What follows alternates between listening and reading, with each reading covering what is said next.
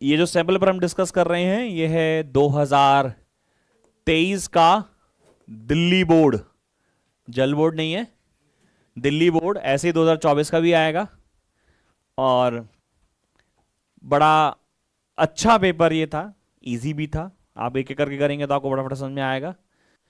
पहला सवाल इसमें लिखा है, और आप देखना ये वो वाला क्वेश्चन पेपर है जो तुम्हारा भी इस प्रकार का आएगा, क्योंकि आपके पास है तो फॉर्मेट भी यही होता है, सब गंदा सा, इतना विचित्रता है ना, ऐसा गंदा सा। एक तरफ हिंदी होता है, एक तरफ इंग्लिश होता है ना। तो अपने ने इंग्लिश निकाल लिया ताकि हम लोग पेपर बचा सकें। हिंदी समझ में नहीं आई भाई। तो पहला सवाल लिखा है, point charge situated at the distance r from the short electric dipole on its axis experiences a force of F. If the distance is made 2r, then the force on the charge will be the electric field due to electric dipole. Electric field due to electric dipole is actually following inverse cube law. क्या बोला sir आपने? यानी जो electric field होती है dipole की वजह से, इन जर्नल पॉइंट अगर मैं कहीं पे बात करूं, जैसे एक्सेल पॉइंट पे बात करते हैं, उसका फॉर्मूला था क्या, 2kp अपॉन में r क्यूब, इक्वेटोरियल पे kp अपॉन में r cube, where k equals to what, 1/4 pi epsilon naught. बोलो हाँ। तो इलेक्ट्रिक फील्ड जो है इनवर्स क्यूब लॉ है। मैं बोल सकता हूं electric field due to dipole, electric field due to dipole is inversely proportional to what, r cube. सही है कि नहीं?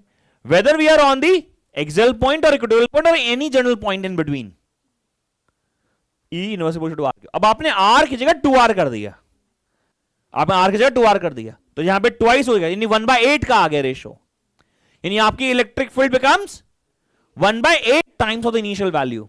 And we know the force on the charge is equal to q into E. The charge remains same as electric field changes to 1/8 times of the electric field. Electric field कितने से change हो जाएगा? अरे साहब ये 8r cube हो गया ना, r की जगह 2r डाला आपने, तो आपका इलेक्ट्रिक फील्ड कितने से चेंज हो गया? 1/8 से। तो आपका फोर्स भी कितने से चेंज होगा? 1/8 से। क्वेश्चन कौन सा बना? बी। सही है।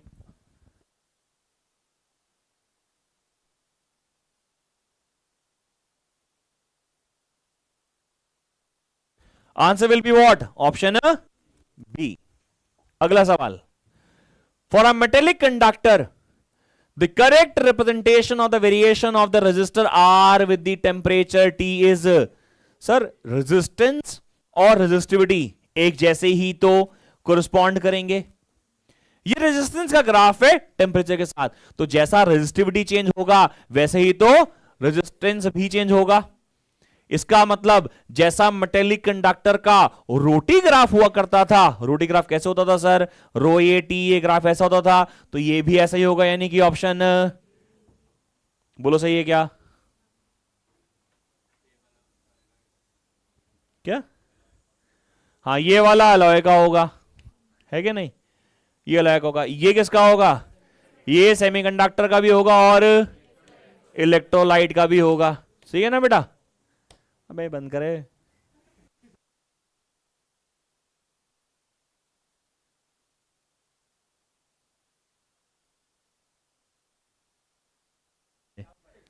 हाँ? दम पड़ गए, देसी आदमी हमारा। अब बता बेटा, लिखा था potential difference across the cell in open circuit is 8 volt.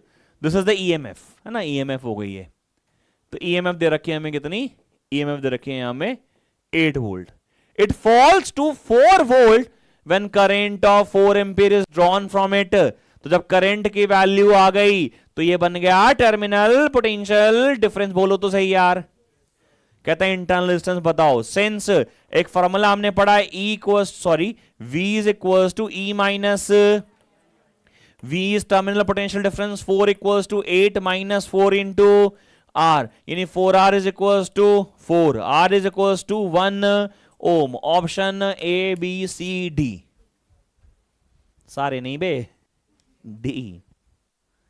अगला सवाल कितना सिंपल क्वेश्चन है, ये पेपर आ गया अगर मेरे एग्जाम में, है ना, ये आगे मजा आ जाएगा, अगले देख को ऐसा नहीं लगेगा।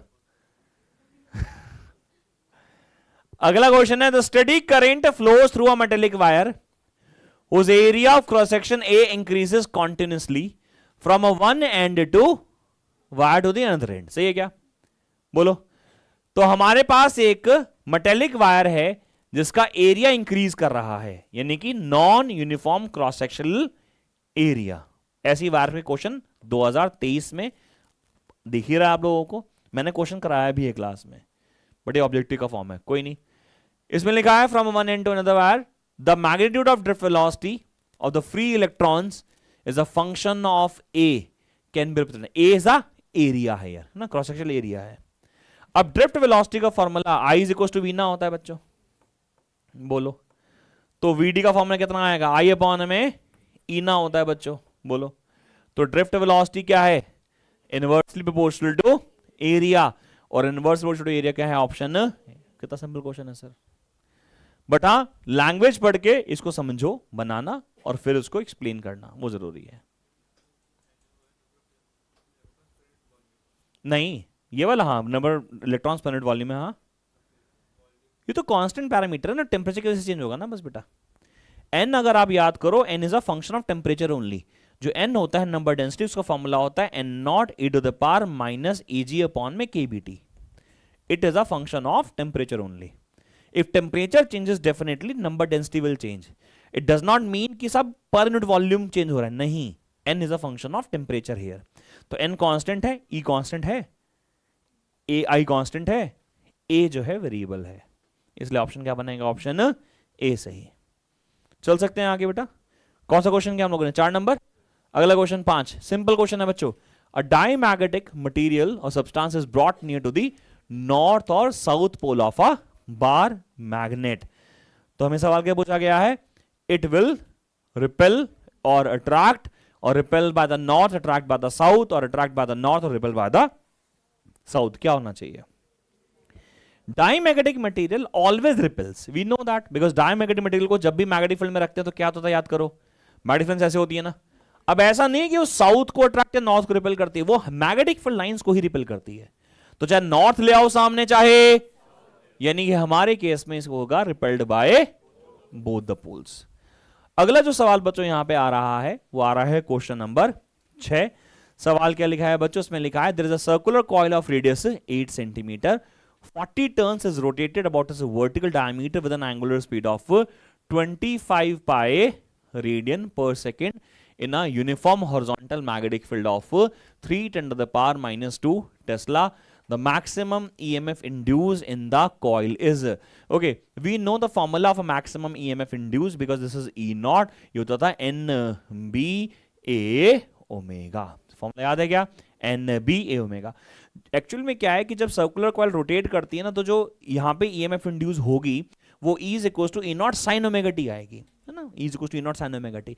ये जो जनरेटर वाला कॉन्सेप्ट नहीं था बच्चों, तो ये इक्वेशन तो बनती थी E is equal to NBA omega sine omega T. बोलो तो सही यार, ये हमारी इक्वेशन बनती थी, जिसके अंदर मैक्सिमम कौन है, NBA ओमेगा मैक्सिमम। तो हमें यही निकालना है। बोलो बेटा, नंबर ऑफ टर्न्स दे रखे हैं क्वेश्चन में क्या, हाँ सर दे रखा है सर 40 इंटू मैग्नेटिक फील्ड बताएंगे बेटा कितना दे रखा है यहाँ पे, मैग्नेटिक फील्ड दे रखा है सर 3 इंटू 10⁻²। हाँ सर एरिया, एरिया सर आपको निकालना पड़ेगा, कितना होता है एरिया, एरिया है सर पाई आर स्क्वायर, यानी कि 3.14,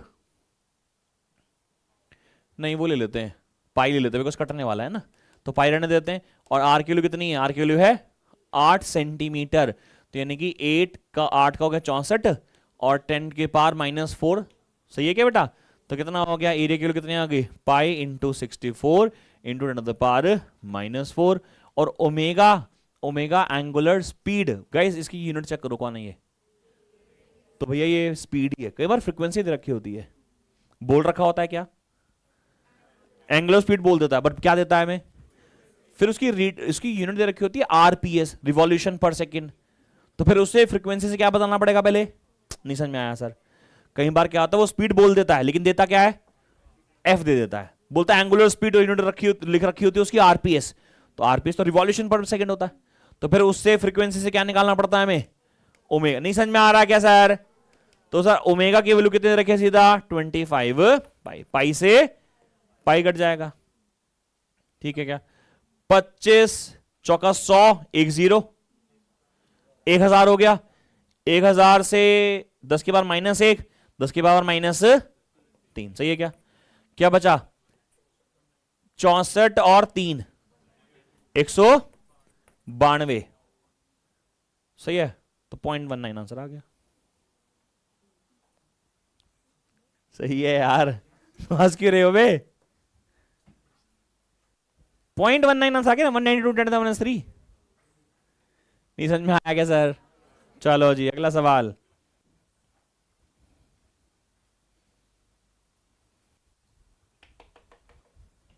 चले अगला सवाल। कुछ देखा देखा सा नहीं लग रहा है ना। अच्छा, दिल पे सच में हाथ रख के कसम खा के बोलना, जब पेपर करते ऐसा लगता कि पढ़ा तो रखा है इसने। अगर मैं किसी तरह पढ़ लूं किसी तरह जो मैंने छोड़ दिया था तो मजा आ जाएगा भाई साहब। तुम्हें पता नहीं कि 12 तारीख की क्लास के लिए मैं कितना प्रिपेयर कर रहा हूँ। मुझे लग रहा है कि मैं एक एक क्वेश्चन ऐसा करा दूं कि एग्जाम में आ जाए बस, है ना, कि वो 150 क्वेश्चन जो एग्जाम में आएंगे क्वेश्चन पेपर लीक। और भगवान कसम अगर वो आ गए तो भाई साहब इतनी पीआर करने वाला हूं ना मैं, समझ रहे हो ना, कि बोर्ड के पेपर से पहले बोर्ड का पेपर लीक। पुलिस सर को क्या सपना आया कि इंक्वायरी आ रही है भाई सर के पास कहीं से, कि इनके पास पेपर कैसे आ गया था पहले।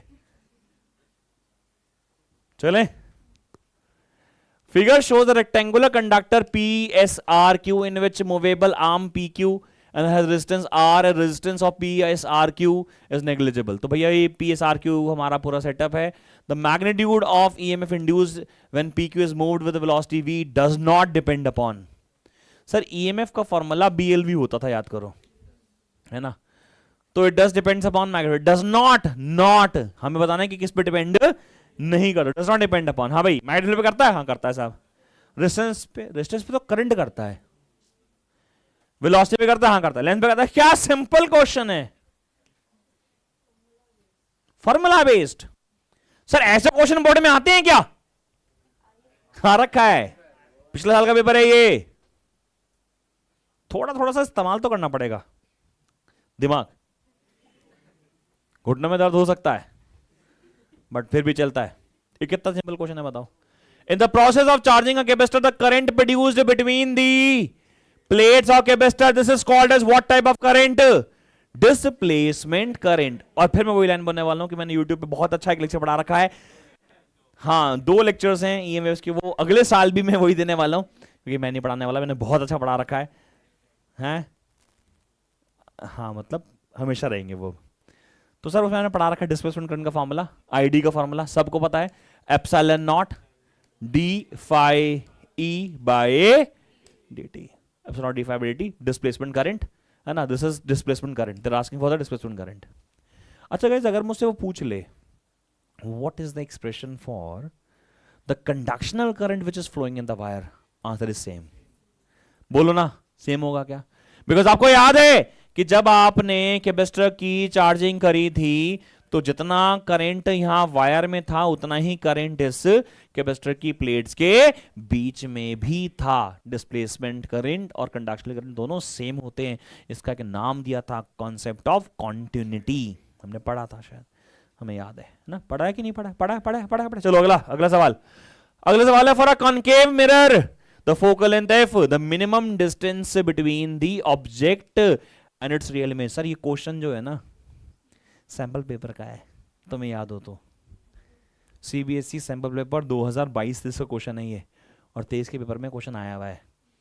याद करो, रियल इमेज बनानी है, ऑब्जेक्ट को कहां रखूं, क्या पूछ रहा है ये, minimum distance between object and its real image. है ब्लैक बुक का क्वेश्चन है। वाओ, आज पहली बार तुम्हारी बात मुझे अच्छी लग रही है लेकिन फिर भी कोई नहीं। हाँ भाई है क्या, आंसर क्या है, कॉनकेव मिरर की फोकल लेंथ है minimum distance between object and its real image कितना होगा।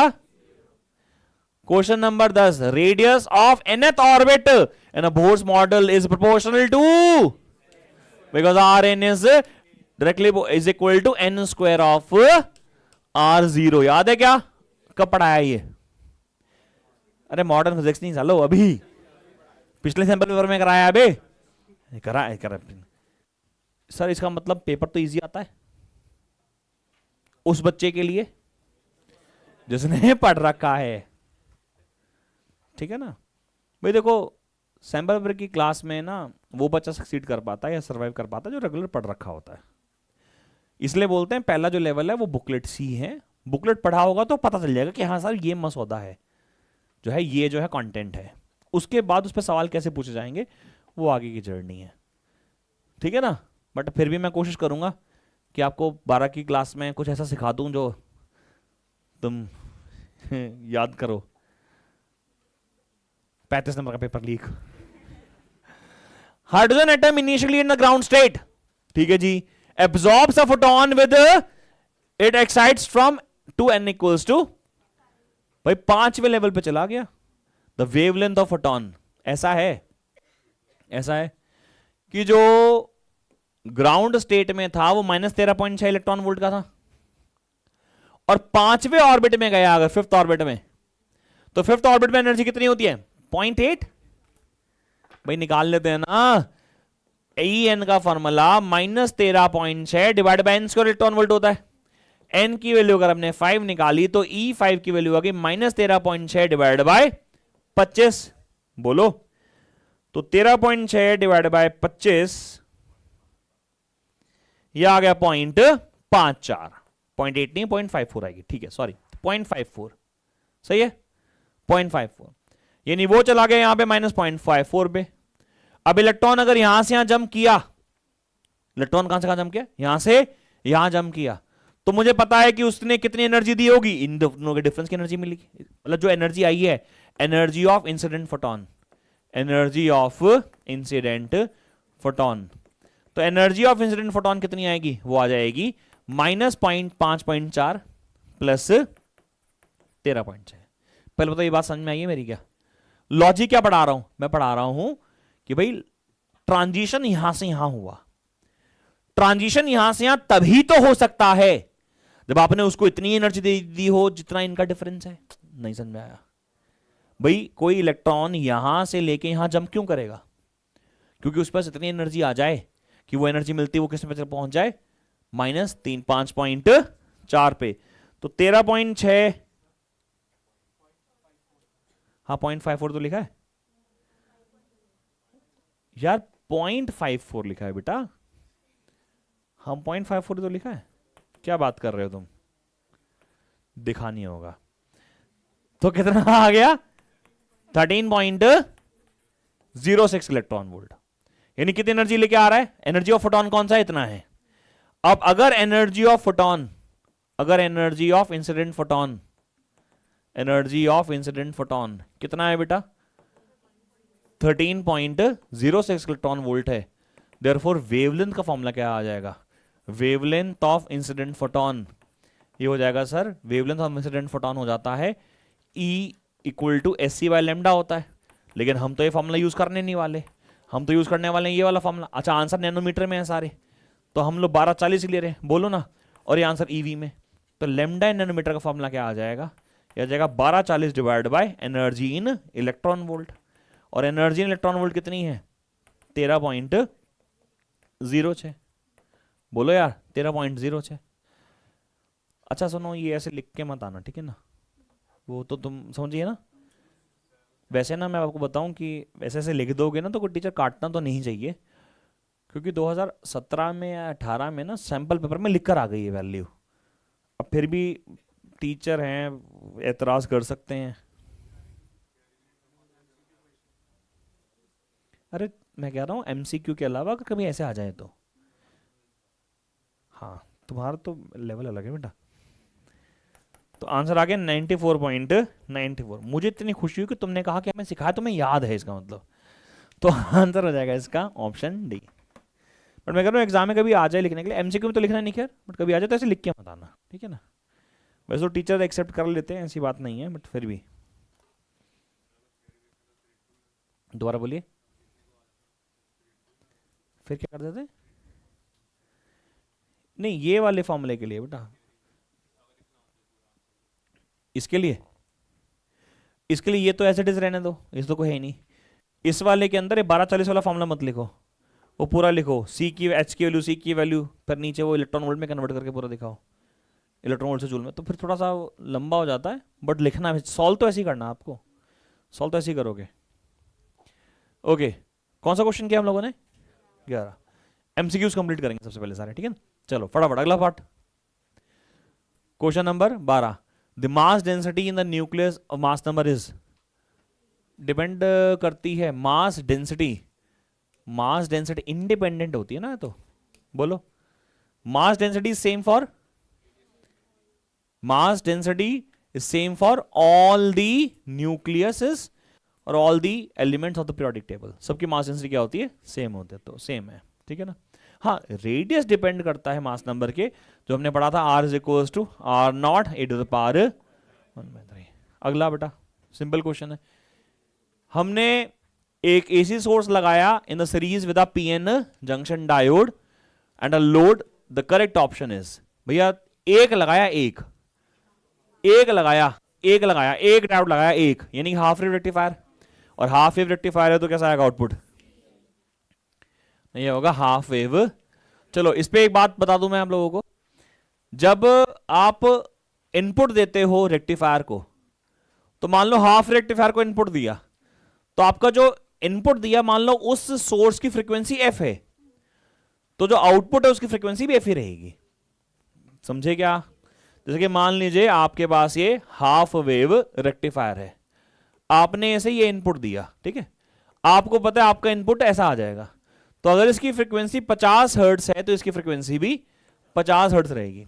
लेकिन अगर आपने इनपुट दिया फुल वेव रेक्टिफायर को और आपकी फ्रीक्वेंसी एफ की 50 वैल्यू है, तो यहां पे जो है उसकी फ्रीक्वेंसी कितनी हो जाती है? 100 हर्ट्ज हो जाती है, यानी frequency of the output is just double of the frequency in case of full wave rectifier and same as in case of a half rectifier. कह रहे हैं फ्रीक्वेंसी का क्वेश्चन तो नहीं था, बिकॉज क्वेश्चन तो मैंने डिस्कस कर लिया।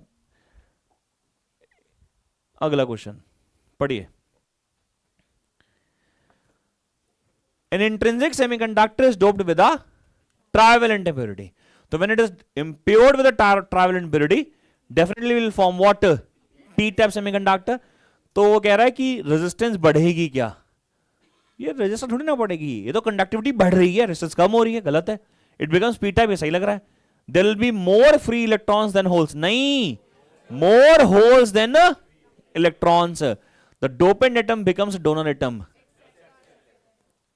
आंसर कौन सा लगा रहे हैं? आंसर लगा रहे हैं इसका बी, ये वाला सही आंसर है इसका। लास्ट क्वेश्चन है मेरे ख्याल से, इसका 10 सेशन है, तो फिर वो अगले सेक्शन में लेंगे, अभी फिलहाल ये क्वेश्चन कर रहे हैं। पढ़िए,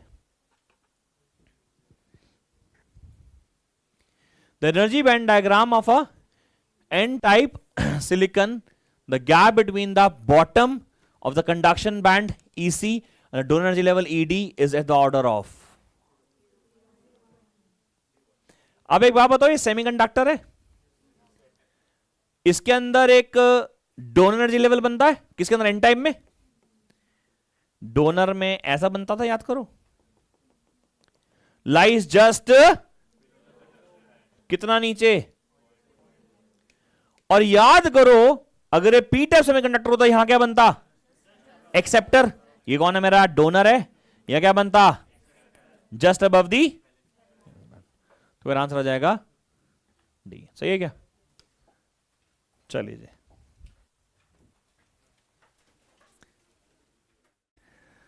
तो क्वेश्चन नंबर 16 से शुरू करते हैं। असर्शन रीजन पे बेस्ड क्वेश्चन है। सवाल कहता है कि when a bar of copper is placed in an external magnetic field, the field lines gets concentrated inside the bar।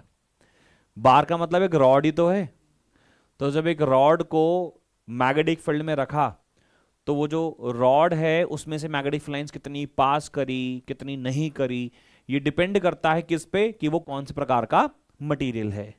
यानी कि वो डाया है, पैरा है, फेरो है, वो कौन सा प्रकार का मटेरियल है। तो सबसे पहले तो ये पता होना चाहिए कि सर ये जो कॉपर है ये कौन सा मटेरियल है, सर ये डायामैग्नेटिक मटेरियल है, और सबको पता है diamagnetic materials repels the magnetic field line that passes through it. तो इसका मतलब अगर मैं मैग्नेटिक फील्ड के रीजन में डाया को रख दूं तो फील्ड लाइंस ऐसे होंगी, वो रिपेल करेंगी। तो ये तो असर्शन क्या है बेटा, फॉल्स है, ये गलत है। और फिर रीजन कह रहा है कि copper is paramagnetic, copper is not paramagnetic, copper is diamagnetic, ये भी फॉल्स हो गया। तो असर्शन और रीजन दोनों ही फॉल्स हो गए, तो ऑप्शन कौन सा लगेगा, ऑप्शन डी लगेगा। लेकिन इस क्वेश्चन से हम लोगों को क्या सीखना चाहिए कि सर अगर कॉपर की जगह कोई और नाम आ गया तो फिर क्या करेंगे, बिकॉज भाई सर कॉपर की जगह बिस्मथ आ गया मान लो, क्या तो बिस्मथ कौन है, bismuth is also diamagnetic material. अच्छा पानी आ गया, वाटर आ गया, या NaCl आ गया, तो ये सारे नाम आपको याद होने चाहिए। तो मैं आपकी स्क्रीन पर लिख देता हूं, आप लोगों के लिए लिख देता हूं कि सबसे पहले डाया के कौन कौन से एग्जाम्पल्स हैं। मैं वो एग्जाम्पल्स लिख रहा हूं जो NCERT ने लिखे हुए हैं, तो आप लोगों को एटलीस्ट ये रहेगा कि NCERT से बाहर तो ऑल्दो एग्जाम्पल्स नहीं आते। तो डाया के लिए हमारा जो बिस्मथ है वो डाया है, NaCl सोडियम क्लोराइड हम उसको बोलते हैं, पानी H2O, या फिर silicon nitrogen eight STP,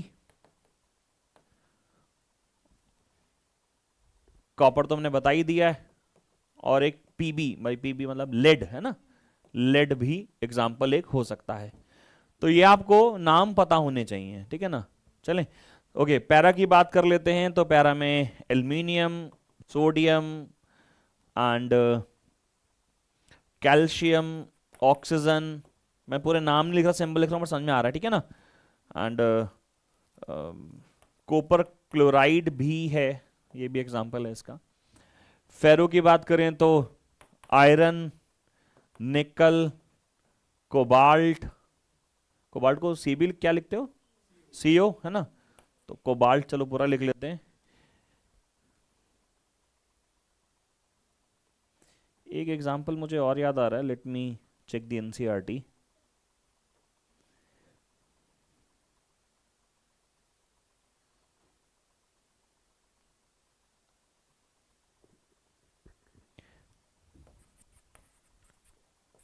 gadolinium,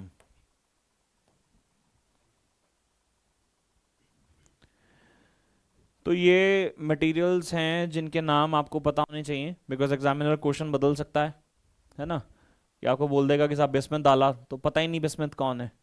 अच्छा ये इसलिए भी इंपॉर्टेंट है क्योंकि कई बार एग्जामिनर क्वेश्चन ऐसा पूछता है कि अरेंज देम और identify which one of the following is paramagnetic और डायमैग्नेटिक और फेरोमैग्नेटिक, तो वैसा भी सवाल पूछा जा सकता है। सो डाया, पैरा, फेरो, एग्जाम्पल याद होने चाहिए। ऑप्शन हो गया। 17 नंबर क्वेश्चन पढ़ रहे हैं बेटा। क्वेश्चन नंबर 17 क्या लिखा है, क्वेश्चन नंबर 17 पढ़ेंगे। 17 लिखा है the phase difference between any two points in a wavefront is 0। We know that the phase difference is 0 because all the particles in a wavefront vibrating in a same phase, therefore the phase difference becomes 0. आगे लिखा all the particles of the wavefronts are at the same distance from the source and they oscillate at the same phase। बिल्कुल सही है, तो इसलिए तो phase difference 0 होता है क्योंकि सेम फेज में होते हैं वो। तो असर्शन ट्रू है, रीजन भी ट्रू है, और वो एक्सप्लेन भी कर रहा है। तो आंसर क्या हो जाएगा बेटा, ऑप्शन ए। क्वेश्चन नंबर 17 हो गया। क्वेश्चन नंबर 18 देख लेते हैं। क्वेश्चन नंबर 18 कहता है the photo electric effect demonstrate the particle nature of light. बिल्कुल सही है सर, ये आपको याद होगा। तो जब मैं पहली बार आपको ड्यूअल नेचर पढ़ाया था तो मैंने इसे इंट्रोड्यूस करा था कि it shows a particle nature. Why, because कि जब लाइट पड़ती है ना, तो अगर वो उस दीवार पे पड़ी तो उस दीवार पे किसी एक पॉइंट पे पड़ेगी, और जब वो किसी एक पॉइंट पे पड़ेगी तो पॉइंट पे पड़ना एक पार्टिकल का बिहेवियर है, क्योंकि अगर वेव होती तो पूरा वेव फ्रंट पड़ता। बोलो हाँ या ना। तो अगर कभी वो किसी पॉइंट पे पड़ रही है, या पॉइंट पे पड़ रही है, इसका मतलब क्या है, पॉइंट पे पड़ रही है यानी कि वो पार्टिकल है। यानी कि ड्यूअल नेचर जो है यहाँ पे जो फोटो इलेक्ट्रिक इफेक्ट है that shows the particle nature true. Reason कहता है कि photo electric effect current is proportional to the intensity. हाँ बात सही है। For the frequency more than threshold frequency. हाँ बात सही है, लेकिन ये इसको एक्सप्लेन नहीं कर रहा। तो आंसर क्या लगाओगे इसका, ऑप्शन बी। ध्यान से देखो, ये CBSE 2023 का पेपर है बेटा, और मैं आपको पूरा पेपर दिखाऊंगा। आपको लगेगा यार पेपर तो इजी आया था, आपको लगेगा 2023 में पेपर इजी आया था, 24 में भी इजी आएगा, लेकिन शर्त वही है मैक्सिमम 20 मिनिमम 10 क्वेश्चन पेपर्स तो आपको पहले अटेम्प्ट करने पड़ेंगे। 3 तो मैंने करवा दिए, 7 तो मैं और करने हैं मिनिमम के लिए। और फिर मैक्सिमम की तो कोई लेमा होती नहीं, मतलब 20 तो एटलीस्ट कर ही लो तो बहुत ही बढ़िया हो जाएगा। अगला सवाल बच्चों, ये हमारा सेक्शन बी शुरू हो गया है और बहुत ही इजी सवाल है बच्चों ये। इसमें क्या दे रखा है, इसमें दे रखा है मैग्नेटिक वेलोसिटी का वेक्टर में दे रखा है कितना, 3 into 10⁵ into 10⁵ metre per second I cap into a region. एक अल्फा पार्टिकल है बेटा, अल्फा पार्टिकल पे चार्ज जो क्यू होता है वो 2 ही होता है, मैं मालूम है। एक अल्फा पार्टिकल जो है एंटर करा वेलोसिटी v से, मैग्नेटिक फील्ड में मैग्नेटिक फील्ड की वैल्यू कितनी है 0.4 I cap plus 0.3 J cap.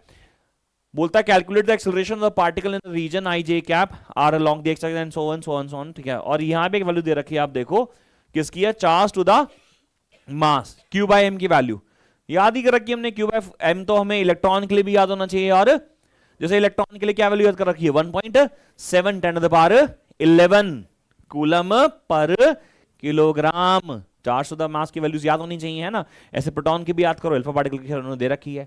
हमें बताना है एक्सेलरेशन। अच्छा, एक्सेलरेशन का जो फॉर्मूला होता है वो क्या होता है, फोर्स अपॉन में मास होता है। तो अगर मैं फोर्स निकालूं तो फोर्स का फॉर्मूला होगा Q V cross B divide by M।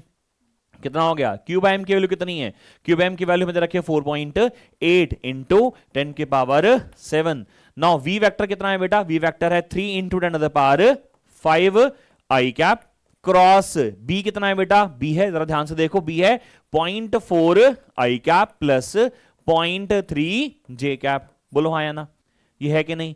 अच्छा, अगर आप यहां ध्यान से देखोगे तो I को I से क्रॉस करने का कोई फायदा नहीं है, बिकॉज I को I से क्रॉस करते हैं तो आंसर क्या आता है, 0 आता है। लेकिन जब I को J से करते हैं तो मुझे पता है यहां पे K आता है और यही मल्टीप्लाई होगा, तो बाकी तो छोड़ देते हैं। तो 4.8 10⁻7 मल्टीप्लाई बाय, इसको इससे करा कितना हुआ 3 मल्टीप्लाई बाय 0.3 कितना हो गया 0.9 इंटू 10⁵ और I क्रॉस J, बोलो तो सही यार, ये क्या बनेगा I क्रॉस, और सबको पता है कि I क्रॉस J कितना होता है, I क्रॉस J कितना होता है, वो होता है K।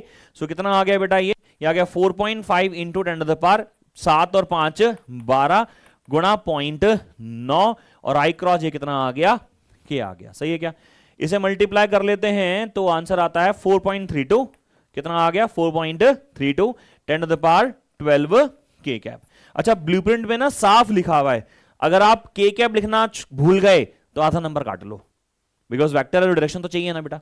तो ये K कैप लिखना जरूरी है क्या बेटा, ये एक्सेलरेशन है तो यूनिट क्या लिख देंगे इसकी, मीटर पर सेकेंड स्क्वायर। अरे बोलो सही है कि नहीं। क्वेश्चन नंबर 19 इजी है क्या, क्या ऐसा क्वेश्चन हमने पहले भी किया हुआ है, हाँ किया हुआ है। आप देखो ना, आपकी बुकलेट में से पेपर आएगा डेफिनेटली, लेकिन कैसे बदलकर आएगा, क्वेश्चन कैसे आएंगे, क्या सेम क्वेश्चन आएंगे, कांट से थ्योरी वाले क्वेश्चन तो सेम ही आ जाते हैं। तो ये जैसे अभी बच्चे ने पूछा कि सर इंपॉर्टेंट क्वेश्चन बता दो, कि फलाने चैप्टर के इंपॉर्टेंट क्वेश्चन बता दो, तो कोई इंपॉर्टेंट क्वेश्चन नहीं है, सब कुछ इंपॉर्टेंट है, जो पढ़ रखा है इंपॉर्टेंट है, जितना पढ़ रखा है ना उसी को और अच्छा करते जाओ। हो सकता है आखिर में मैं ये भी बोल दूं कि इलेक्ट्रिक चार्ज एंड फील्ड का चैप्टर छोड़ दो। किसी को जिसने अगर मुझसे पूछा कि सर लास्ट में बता दो कि लिस्ट में क्या है, बस गॉस पढ़ जाओ, तो फिर वो तुक्का हो गया कि हाँ शायद गॉस का डेरिवेशन आ जाएगा।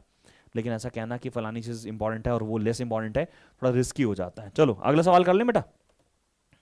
अगला सवाल बोले, consider a induced magnetic, consider an induced magnetic field due to changing electric field and induced electric field due to changing magnetic field. Okay, तो मैंने अपने YouTube पे EM वेव्स का एक बहुत ही अच्छा लेक्चर यहाँ पे रिकॉर्ड किया हुआ है, मतलब ऑफ कोर्स है। तो मैंने वहां पे मैक्सवेल्स इक्वेशन आपको सिखाई थी, याद है क्या, 4 मैक्सवेल इक्वेशन मैंने सिखाई थी, और 4 में से 2 बड़ी इंपॉर्टेंट थी, जिसमें मैंने बताया था कि whenever there is a change in magnetic flux there will be EMF induced, and whenever there is change in electric flux there will be a magnetic field production। तो changing electric field magnetic field बनाती है और changing magnetic field electric field बनाती है। होता है कि नहीं होता है, इलेक्ट्रिक फील्ड मैग्नेटिक फील्ड बनाती है, मैग्नेटिक फील्ड इलेक्ट्रिक फील्ड बनाती है। लेकिन दोनों में से चेंज ऑफ क्या पूछा हुआ है, दोनों में से which one is more easily observe, कौन ज्यादा इजिली ऑब्जर्व होता है। मैग्नेटिक फील्ड चेंज होने की वजह से इलेक्ट्रिक फील्ड जो इंड्यूस होती है वो ज्यादा मेजरेबल होती है। मतलब आप ये सवाल का जवाब दे रहे हो, श्योर हो। पहले एक काम करो सारे, मुझे इक्वेशन लिखकर दिखाओ। कौन सी इक्वेशन, हाँ मैक्सवेल की 4 इक्वेशन, सबने पढ़ी है क्या, मैक्सवेल की 4 इक्वेशन नोट कर, मतलब लिखो। मैक्सवेल की 4 इक्वेशन।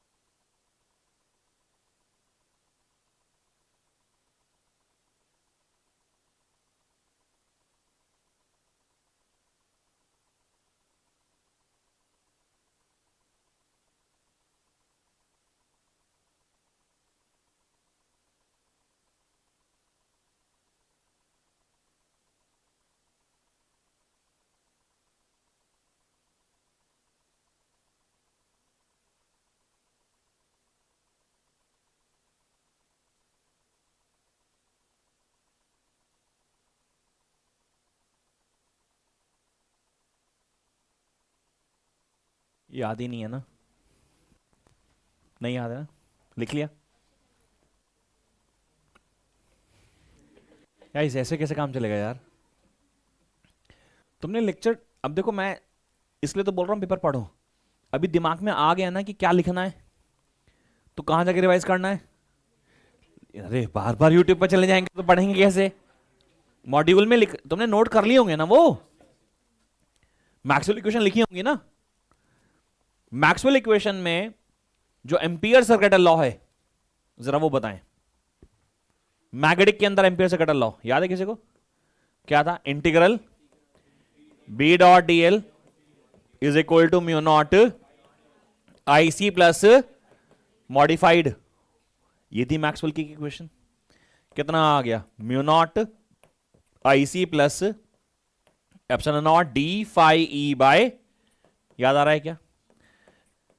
तो मैंने ऐसे बोला था क्लास में कि जब जब D phi E by D T होगा, यानी जब जब इलेक्ट्रिक फ्लक्स चेंज होगा, तब तब मैग्नेटिक फील्ड आएगा। सही है क्या? यानी changing electric field produces what? Magnetic field. अब बताओ वो वाली इक्वेशन कौन सी है जो बताती है कि changing magnetic field electric field बनाती है? Very good. कौन सा? पूरी याद नहीं है। Equals to minus D phi by B D T, which is the Faraday's laws of electromagnetic induction. बताओ फेरेडे का लॉ क्या था? फेरेडे का लॉ था sir equals to minus of D by D T. सही है क्या? अच्छा ई क्या है? EMF induce. बी क्या है? फाई क्या है? Magnetic flux. मैग्नेटिक फ्लक्स यानी कि मैग्नेटिक फील्ड, तो मैग्नेटिक फील्ड चेंज होगा तो ईएमएफ इंड्यूस होगा। दोनों में से जो हमने डोमिनेटिंगली पढ़ा है वो कौन सा पढ़ा है? हमने पढ़ा पता क्या था? मैग्नेट को हल्का सा कॉइल के पास भी ले आ, इसमें करंट आ जाएगा। यानी मैग्नेटिक फील्ड चेंज होने की वजह से करंट फ्लो करना शुरू कर जाएगा, ईएमएफ इंड्यूस हो जाएगा, वोल्टेज डेवलप हो जाएगी। It is very easy. यानी changing magnetic field is very easily producing what? Electric field. Current मतलब इलेक्ट्रिक फील्ड। यानी दोनों में से आंसर क्या बनेगा कि भैया बताओ, induced magnetic field due to changing electric field और induced electric field due to changing magnetic field.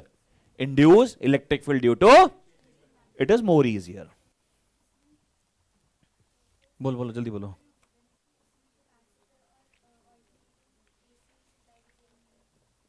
हाँ ऐसा बोल सकते हैं, लेकिन हम यूजुअली बोलते हैं कि एक्चुअली फ्लक्स को चेंज कराना ना बहुत आसान है। इसका सही आंसर क्या होगा कि फ्लक्स को चेंज कराना बहुत आसान है। कैसे? आप इस कॉइल को पास ले आओ, दूर ले जाओ, कॉइल को रोटेट कर दो, बोलो ना। आपको फ्लक्स चेंज करना है, बी चेंज करो, ए चेंज करो, या तो थीटा चेंज करो। सो आंसर लिखेंगे, induce electric field due to changing magnetic field is easily observed. Induce electric field due to changing magnetic field is easily observed. Induced electric field due to changing magnetic field is easily observed.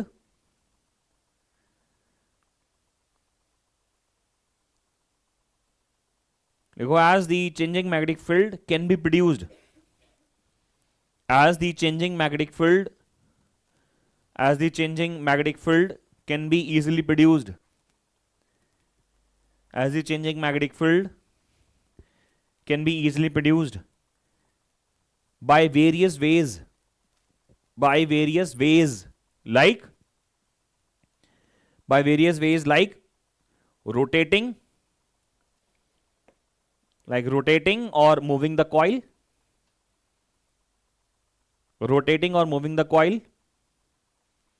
changing the shape of coil in magnetic field,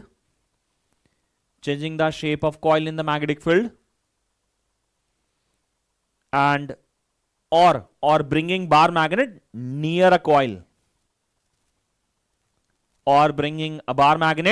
near the coil,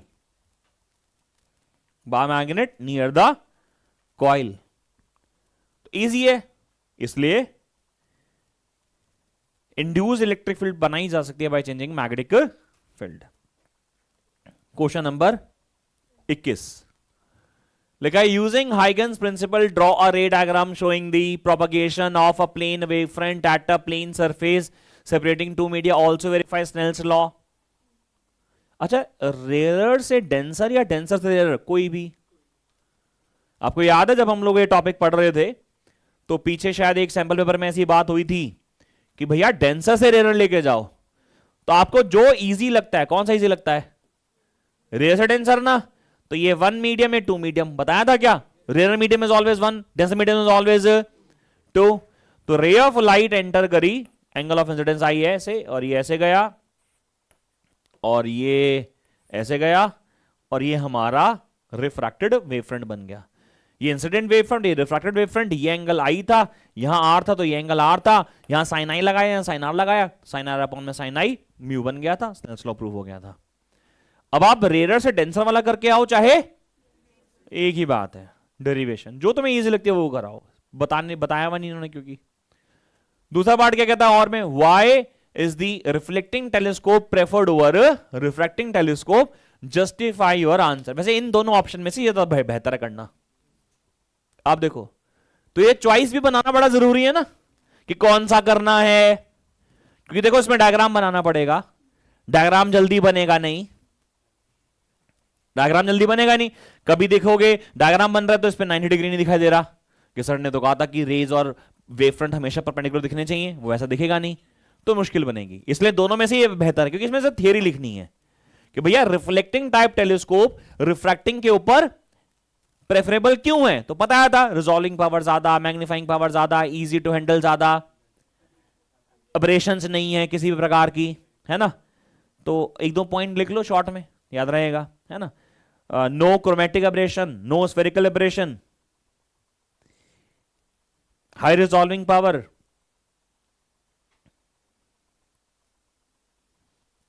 easy mechanical support required,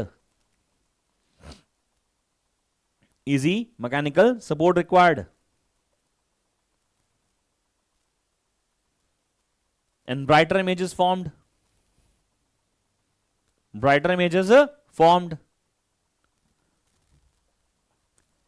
वैसे blueprint कहता है कि इन तीनों में, इन 4-5 जो मैंने बताई इनमें से कोई भी 2 लिख दो, लेकिन मैं चाहूंगा अगर एग्जाम में आए तो थोड़ा सा एक्सप्लेन कर आओ। जैसे कि नो क्रोमेटिक अब्रेशन क्यों? बिकॉज साहब वो आपने लेंस हटा दिया, लेंस हटा दिया, chromatic aberration, spherical aberration, mirror लगा दिया, पैराबोलाइडल मिरर लगा दिया आपने, स्फेरिकल एब्रेशन भी नहीं हो रहा। इजी मैकेनिकल सपोर्ट क्यों? Because instead of lenses we are using mirror, जिसको बैक साइड से कहीं पे भी रखा जा सकता है। Because entire back surface of the mirror can be used as a support ना। पर लेंस में तो पूरा खड़ा करना पड़ेगा, यहां से रहेगा यहां से निकलेगी, इसमें तो कुछ नहीं है। ब्राइटर इमेजेस फॉर्म हो रही है क्यों? बिकॉज रिफ्लेक्शन में सारी की सारी एनर्जी वापस आ जाती है। तो आप जब इस क्वेश्चन को लिख रहे हो तो प्लीज एक्सप्लेन प्रॉपर्ली। ये लिखोगे कि साहब वो क्रोमेटिक एब्रेशन नहीं हो रहा है बिकॉज वो लेंस हटा दिया है तो मिरर इस्तेमाल हो रहा है।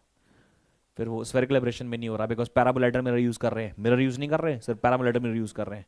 कि सर वो मैकेनिकल सपोर्ट ईजी है क्यों? बिकॉज वो entire back surface can be use as a support, है ना। ब्राइटर इमेजेस बन रही हैं बिकॉज रिफ्रैक्शन की वजह से एनर्जी लॉस हो ही नहीं रहा और हाई रिजॉल्विंग पावर है। देखो ये टर्म ना एग्जाम में लिख सकते हैं, ऑल्दो इस सिलेबस में नहीं है। रिजॉल्विंग पावर किसी भी टेलीस्कोप की उसके ऑब्जेक्टिव के डायमीटर पे डिपेंड करती है।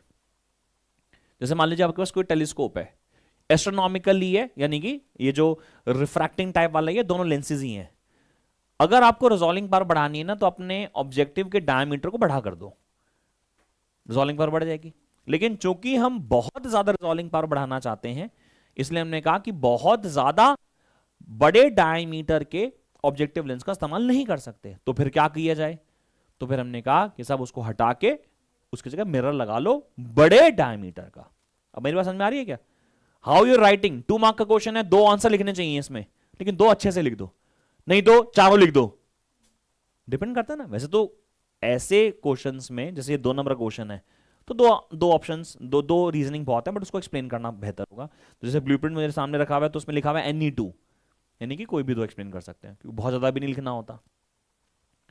चलिए बड़ा सिंपल क्वेश्चन आ रहा है बच्चों। 2 coherent monochromatic light beams intensity I and 4I superimpose on each other, find the ratio of the maximum minimum intensity. पता है सर, आपको याद होगा मैक्सिमम इंटेंसिटी और मिनिमम इंटेंसिटी की जो रेशियो थी उसका फॉर्मूला था A प्लस बी का whole square divide by A minus B का होल स्क्वायर, यानी कि I max to the I min, यानी कि A और B चाहिए। अच्छा मुझे मालूम है कि जो इंटेंसिटीज हैं वो I और 4I है। अब मुझे मालूम है कि I1 अपॉन में I2 जो होता था वो A स्क्वायर अपॉन में B स्क्वायर हुआ करता था। भाई I1 I2 इंटेंसिटीज हैं, A और B के एम्पलीट्यूड्स हैं। अब ये जो AB है वो कितना आ गया? Root times of I upon में 4I आ गया। क्या आ गया? ये 1 अपॉन में 2 आ गया। अब A और B का स्मॉलेस्ट रेशियो 1 और 2 है, यानी A की वैल्यू 1 है और B की वैल्यू 2 है। तो I max divide by I मिन का फॉर्मूला कितना आ जाएगा? यह आ जाएगा 1 प्लस 2 का whole square divide by 1 minus 2 का होल स्क्वायर, यानी कि 9/1 मेरा आंसर आ जाएगा। वैसे ये मेरी बुकलेट का क्वेश्चन, अगर आप किसी को याद हो तो, है क्या? पता है किसी को? ये बुकलेट क्वेश्चन है, 2023 में आया हुआ है। इन बुकलेट में से क्वेश्चन भी आते हैं, है ना, आएंगे डेफिनेटली। अगला सवाल कितना सिंपल क्वेश्चन है बताओ, कितनी बार सवाल कर लिया ये। सवाल क्या बोला हुआ है? Ground state energy of a hydrogen is -13.6। पता है sir? What is the potential energy and kinetic energy of electron in the. Now we know for a hydrogen atom, the third state possesses an energy of -0.85।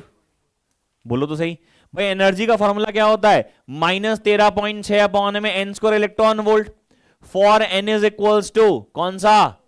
4, because it is the third excited state.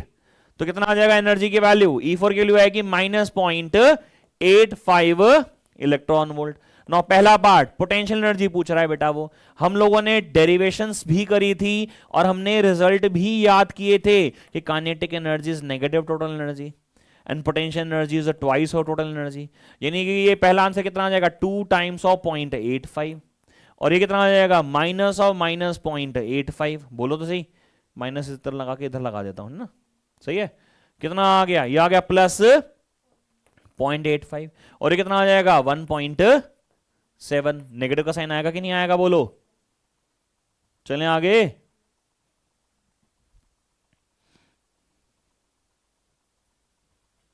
Simple question है यार, अगला सवाल, question number 24। अब जरा ये सवाल को देखो जो आपके स्क्रीन पे नजर आ रहा है आप लोगों को। इसमें ऑप्शन दे रखा है, ऑप्शन दे रखा है कि भैया दोनों में से कोई एक करो। अब ये सिलेक्शन की जो मेथोडोलॉजी है वो क्या होनी चाहिए? लिख रहा है differentiate between intrinsic and extrinsic semiconductor. Now you people know intrinsic semiconductor वो है जो प्योर है, एक्सट्रिंसिक वो है जो इम्प्योर है। तो पहला डिफरेंस तो ये लिख दिया, जबकि ये बकवास बेगैरत गंदा सा एग्जांपल है, बट फिर भी लिख दिया। फिर दूसरा जो मेन एग्जांपल है इसका कि in case of intrinsic semiconductors number density of electron is same as the number density of holes. ये बढ़िया लग रहा है सुनने में भाई साहब। फिर एक ये लिख सकते हैं कि in case of intrinsic semiconductors, in case of intrinsic semiconductors at T equals to 0 Kelvin there is a no conductivity, but in case of extrinsic semiconductor T equals to 0 Kelvin पे भी कंडक्शन होना शुरू हो जाता है।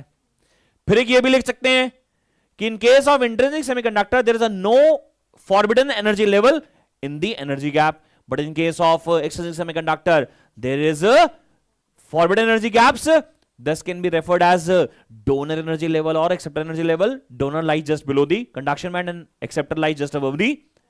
लेकिन teacher को क्या पसंद आएगा उसकी गारंटी बहुत कम है। उसने कहा ना ये तो ठीक नहीं लिखा हुआ, या तो सारे लिख दो, चार लिख दो, जो तुमको पसंद आए वो, और जो तुमको हो पसंद छाट लो। एक तरीका ये है, लेकिन मुझे लगता है दूसरा ज्यादा बेहतर है। वो कह रहा है ड्रॉ करो सर्किट अरेंजमेंट, क्योंकि तो पूरा पूरा पता है।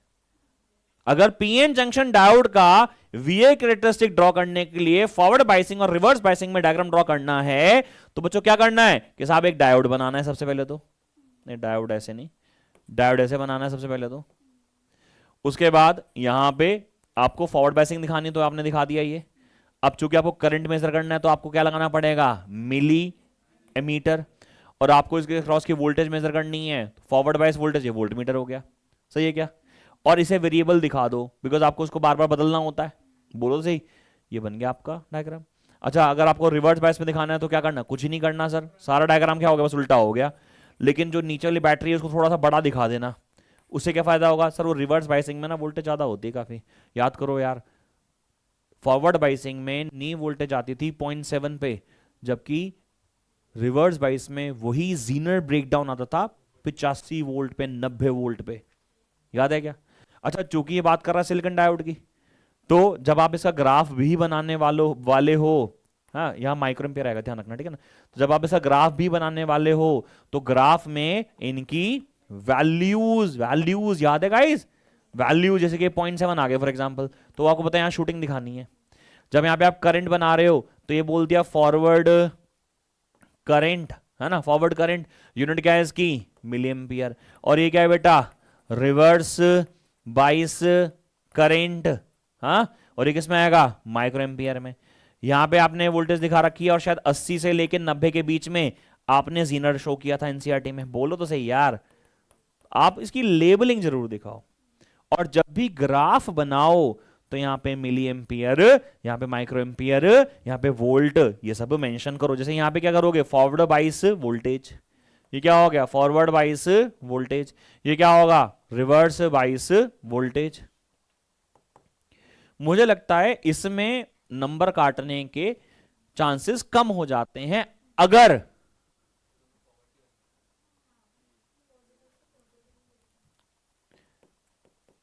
सही तो है, हाँ हाँ सही है, ठीक है, करेक्शन कर ली। ये क्या बन गया, रिवर्स का हो गया। मैं कह रहा हूं इसमें नंबर काटने के चांसेस इसलिए कम हो जाते हैं जब आप लेबलिंग पूरी कर देते हो। मतलब आपको उस टाइम पे डिसाइड करना पड़ेगा, आपको याद है कि नहीं है। पता चला आपको ग्राफ तो आता है लेकिन आप ग्राफ ऐसे बनाकर आ गए बस कि ऐसे ऐसे, इसमें नंबर काटेगा टीचर, तो फिर ऑप्शन ये वाला ऑप्ट करो। बट मेरे ख्याल से समझ में आ रहा है यार। आगे चल सकते हैं क्या, अगला सवाल, क्वेश्चन नंबर क्या है बेटा, 25। कितना सिंपल सवाल बच्चों, क्या सवाल, explain briefly how diffusion and drift current contribute to the formation of potential barrier in the PN junction diode. मैंने बता रखा है साहब, ड्रिफ्ट क्या होता है, डिफ्यूजन क्या होता है। ड्रिफ्ट से पहले डिफ्यूजन होता है, जब पी और एन टाइप सेमीकंडक्टर को आपस में जोड़ा जाता है तो कॉन्सेंट्रेशन डिफरेंस की वजह से मेजॉरिटी चार्ज कैरियर्स फ्लो करते हैं, जैसे इलेक्ट्रॉन चलता है एन से पी की तरफ और होल चलता है पी से लेके एन की तरफ, जिसकी वजह से वो डिप्लीशन रीजन क्रिएट करता है, वो जंक्शन के अड़ोस पड़ोस में फ्री चार्ज कैरियर डेंसिटी को मिनिमाइज कर देता है। Because the region is free of this region is depleted of free charge carriers, that is why that is called as a depletion region। क्योंकि उस डिप्लीशन रीजन में charges का movement होता है, जैसे कि हमने ऐसे बताया था आप लोगों को कि ये हमारा जो है, ये फॉर एग्जांपल ये N है और ये P है, यहाँ बहुत सारे इलेक्ट्रॉन्स हैं, यहाँ पे बहुत सारे होल्स हैं। अब इलेक्ट्रॉन्स यहां से यहां गए हैं, तो यहां पे होल्स यहां से यहां गए हैं। अच्छा, जिसने इलेक्ट्रॉन दे दिए उसने अपने रीजन में क्या क्रिएट कर लिया, जिसने इलेक्ट्रॉन डोनेट किया है वो क्या बनाएगा, पॉजिटिव। तो पॉजिटिव इलेक्ट्रिक फील्ड यहाँ, पॉजिटिव प्लेट यहां इकट्ठी हो गई, नेगेटिव प्लेट यहां इकट्ठी हो गई। समझ में आ रहा है? जिसकी वजह से एक इंटरनल पोटेंशियल भी क्रिएट हो जाता है, जिसको हम लोग बोलते हैं बैरियर। कुछ याद आ रहा है क्या? जिसकी वजह से जो चार्ज कैरियर है, इलेक्ट्रिक फील्ड लिखना चाहिए मुझे, वीबी की जगह ईबी लिखना चाहिए, जिसकी वजह से जो मेजॉरिटी चार्ज कैरियर है वो फ्लो नहीं करता, फ्लो करता है माइनॉरिटी चार्ज कैरियर। और माइनॉरिटी चार्ज कैरियर्स के मोशन को ही ड्रिफ्ट बोलते थे, इसलिए यहां पे जो फिनोमेना बना वो ड्रिफ्ट कहलाएगा। तो दो प्रोसेस है, मैंने अपनी क्लास में मेरे ख्याल से थोरली पढ़ाया है, लेकिन फिर वही बात ना बेटा कि लिखना कैसे है। अब मैं आपको ना इस ब्लूप्रिंट का, मेरे हाथ में सीबीएसई का ब्लूप्रिंट है, मैं इसको पढ़कर सुनाता हूं। उसमें लिखा है the diffusion current due to concentration gradient. NCERT में भी और आपकी बुकलेट में भी, आपको याद होगा आपके बुकलेट में ग्रेडियंट शब्द ही लिखा हुआ है, बिकॉज मैंने एनसीईआरटी से ही बुकलेट को बनाया था। तो एनसीईआरटी में भी मैंने ये लिखा, मतलब आपकी बुकलेट में भी लिखा हुआ है। तो लिखा है the diffusion current due to concentration gradient at the junction forms the space charge region consisting of immobile charge carriers, यानी उसके अंदर फ्री चार्ज कैरियर्स नहीं होते। Due to this electric field generated at the junction giving rise to the drift current in the direction opposite to the diffusion, the potential barrier at which diffusion current becomes equal to drift current is called as a barrier potential. इतनी 4 लाइनें लिखी हुई, answer खत्म हो गया। 2 number का question, तो 2 number आपको पूरे मिल जाएंगे। अब आप खुद सोचो बच्चों, मान लो आपको याद हो जब मैं ये पढ़ा रहा था, तो मुझे याद है पूरा 1 पेज का पूरा नोट लिखवा रखा है तुम्हारी बुकलेट में, पूरा 1 पेज का, और 2 डायग्राम बना रखे हैं, 2 है कि नहीं। मान लो एग्जाम में क्वेश्चन आता तो तुम तो सारा लिख कर आ जाते, लेकिन क्या सारे की जरूरत है? नहीं। तो एक्स्ट्रा ये तो फिर वो हो गया ना कि पेपर छूटेगा। आप नहीं समझे मैं क्या बोल रहा हूं? जो मैंने आपको पढ़ाया हुआ है आपकी बुकलेट में, आपकी एनसीईआरटी में भी है ये, तो मैंने तो 1.5 पेज में पढ़ा रखा है पूरा टॉपिक, और 2 डायग्राम बना रखे हैं, डिफ्यूजन, ड्रिफ्ट, और बहुत सारी इंफॉर्मेशन लिखवा रखी है। उसकी जरूरत ही नहीं है इतनी। तो जितना रिक्वायर्ड है उतना लिखकर आओगे तो कभी पेपर छूटेगा ही नहीं। जो मोस्टली बच्चे बोलते हैं पेपर छूट गया, पेपर छूट गया, लेंथी आ गया। जिस साल पेपर लेंथी आता है उस साल भी टॉपर कहता है हाँ इजी तो था, क्योंकि उसे पता है कहां रुकना है, कितना लिखना है। That is more important. इसलिए बार बार कि सैंपल पेपर पढ़ो, क्वेश्चन पेपर सॉल्व करो, रोज कम से कम 1 पेपर सॉल्व करो, तो अगले 10-15 दिन जब जब आप फिजिक्स पढ़ते रहोगे आपके पास 1 पेपर होगा। आप जो भी पढ़ाई कर रहे हो अपनी बुकलेट कर रहे हो करते जाओ, बट 1 पेपर जरूर सॉल्व करो, जरूर करो। चलो जी, सेक्शन खत्म होता है यहां पे, अगला सेक्शन शुरू होता है, सेक्शन सी। सवाल पढ़ेंगे सारे एक बार।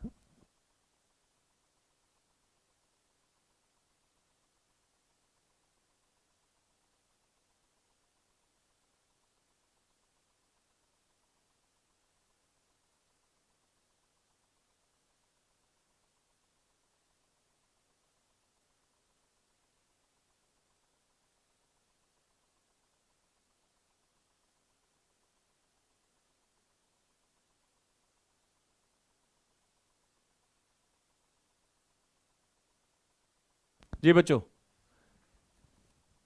इसका जो फिगर है ना बेटा वो ये है, तो फिगर क्योंकि स्क्रीन पे नहीं है। तो क्वेश्चन ये है कि भैया कि there are total 12 negative charges of the same magnitude equally spaced in a fixed on the circumference of a circle of radius R as shown on the figure. तो आप देख रहे हो ये जो एक सर्कुलर पैरामीटर यहां पे बना रखा है, यहां पे टोटल करके 12 नेगेटिव चार्जेस यहां पे प्लेस किए हुए हैं। 12 negative charges are placed here, equally spaced है। अच्छा, इक्वली स्पेस का मतलब है यूनिफॉर्म डिस्ट्रीब्यूशन, ठीक है। यानी कि 12 है, यानी 6 एक 6 के जस्ट अपोजिट में होंगे। जैसे कि इसके अपोजिट में देखो ये वाला है, इसके अपोजिट में देखो ये वाला है, इसके अपोजिट में ये वाला है, इसके अपोजिट में ये वाला है। इससे फायदा क्या हुआ? इससे फायदा यह हुआ बेटा कहने का कि अगर मैं यहां पे इसकी वजह से इलेक्ट्रिक फील्ड बोलूंगा तो यहां होगी कि नहीं होगी, इसकी वजह से यहां बोलूंगा तो यहां होगी कि नहीं होगी, इसकी वजह से यहां होगी।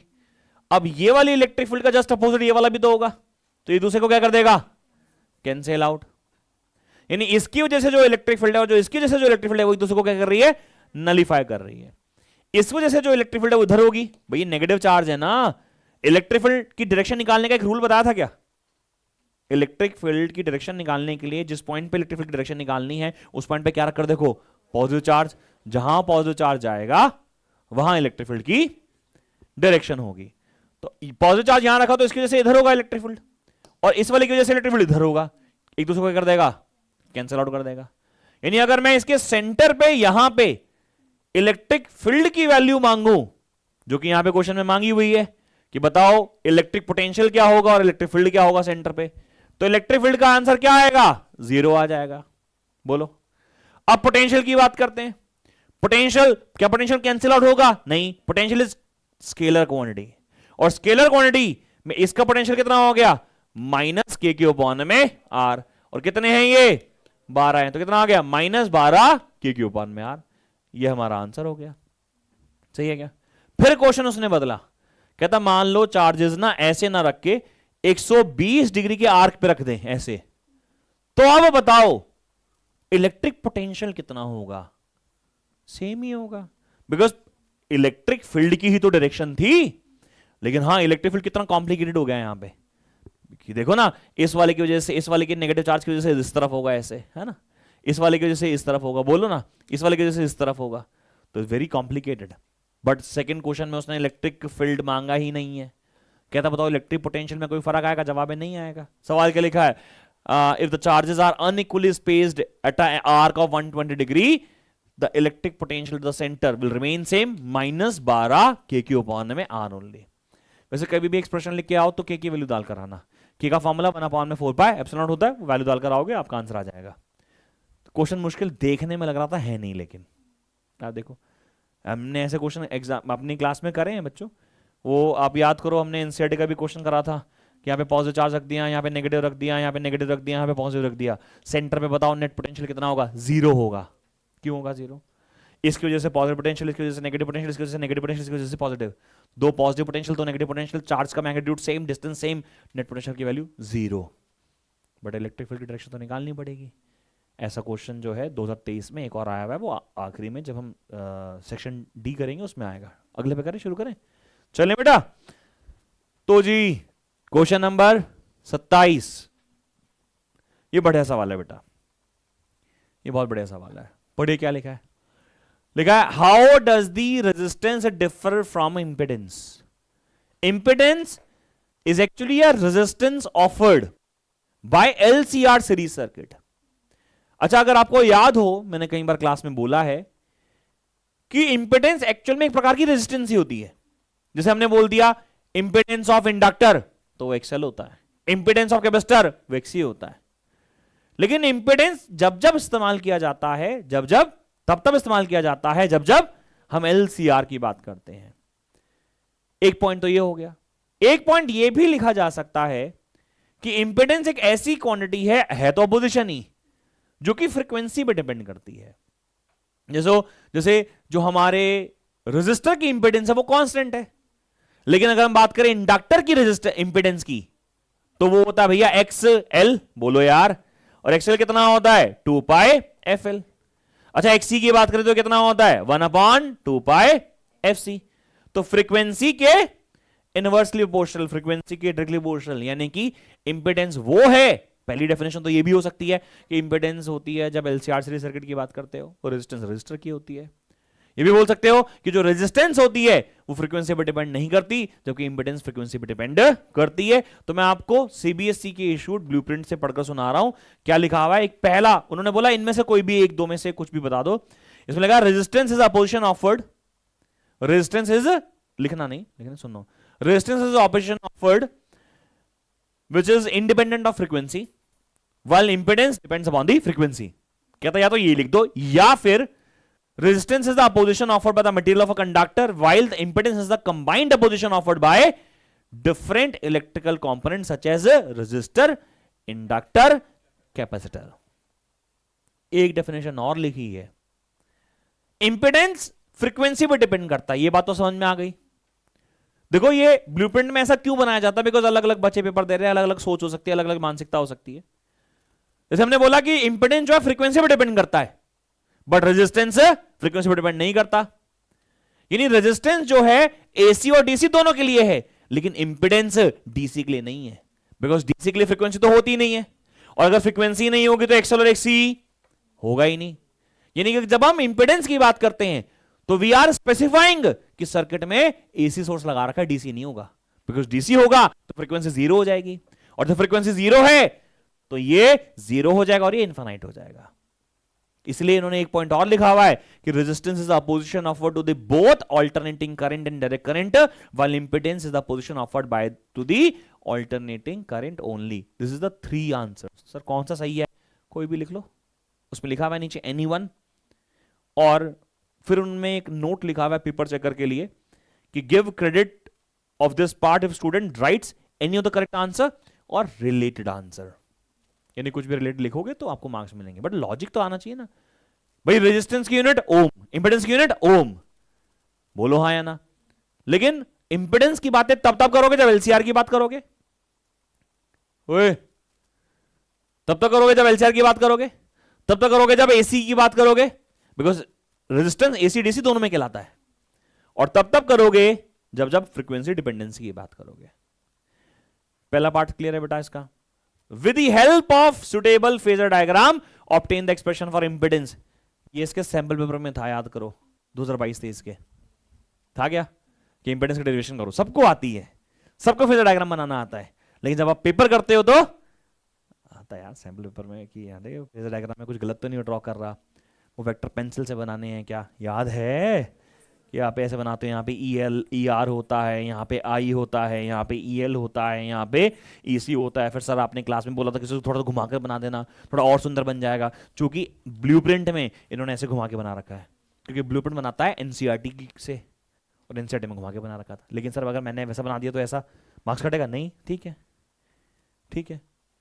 इतना तो टीचर को एक लिबर्टी मिलती है कि आप थोड़ा ठीक हो तो आप मार्क्स देना, छोड़ दो उसको। अगला, find the condition of resonance in the LCR series circuit. Find the condition for resonance for the LCR series circuit when XL equals to XC.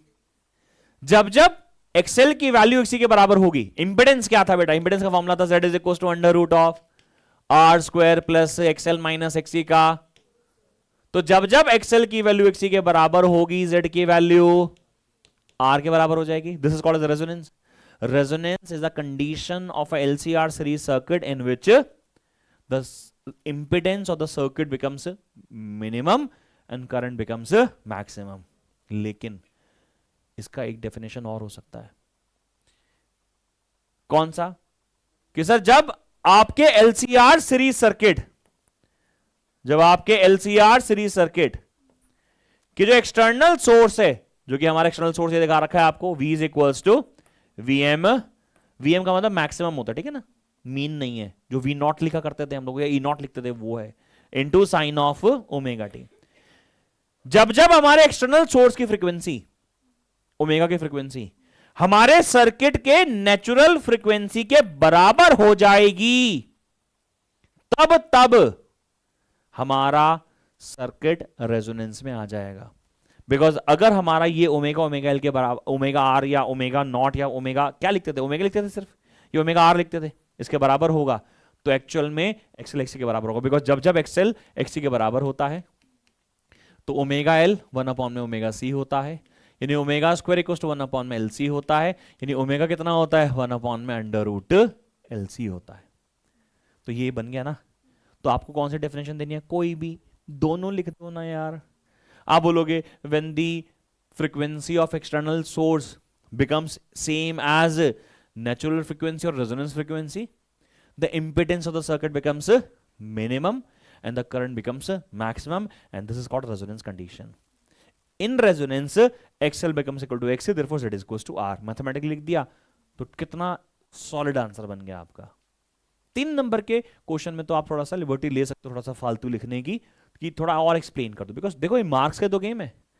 अभी मैं मना कर रहा था कि 2 नंबर वाले में क्या मत लिखना, फालतू मत लिखना। 3 नंबर का थोड़ा सा लिबर्टी ले लो ना, थोड़ा सा तो लिख दो ना, थोड़ा सा तू का एक्स्ट्रा लिख दो थोड़ा सा, सही है। चलो जी, तो पहला पार्ट हो गया। दूसरा क्या कहता है, give the factors which the resonance frequency of the LCR circuit depends upon. Sir वो रेजोनेंस फ्रीक्वेंसी तो एल और सी पे डिपेंड करती है, एक्सप्रेशन लिख दिया, हो गया। फिर कहता है plot a graph that shows a variation of electric current with a frequency. Graph याद है, रेजोनेंस कर्व, बोलो भाई। ओमेगा आर ये वाली फ्रीक्वेंसी होगी ओमेगा, और यहां करंट है। बी पार्ट हो गया, बोलो गाइस तुम क्या चूज करने वाले हो, ऊपर वाला नीचे वाला?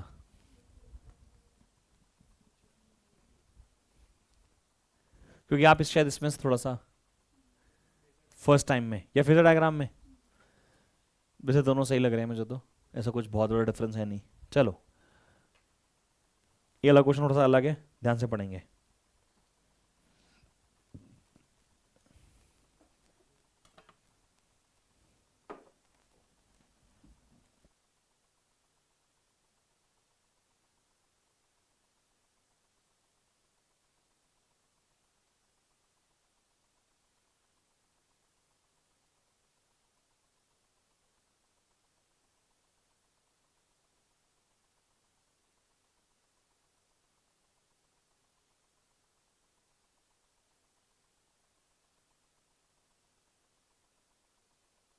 हाँ भाई लोग, लिखा है सोलोनाइड है, रेडियस आर है, consisting of n turns per unit length, the current is passing through his I is equal to I naught sin omega t, alternating current है, ठीक है।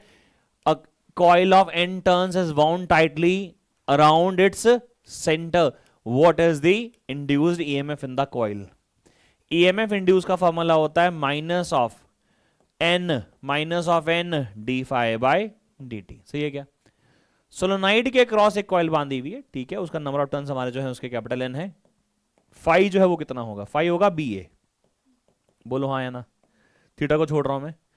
B की जगह सोलोनाइड का मैग्नेटिक फील्ड याद है किसी को? Mu naught NI multiply by A। ये सोलोनाइड है, सोलोनाइड का एरिया निकालना है। सोलोनाइड का रेडियस कितना है? तो सोलोनाइड का एरिया कितना आएगा? पाई R स्क्वायर। यहां डाल लेते हैं, कुछ कॉमन निकल रहा है तो निकाल दो। माइनस ऑफ n बाहर आ गया, म्यू नॉट बाहर आ गया, n बाहर आ गया, a बाहर आ गया।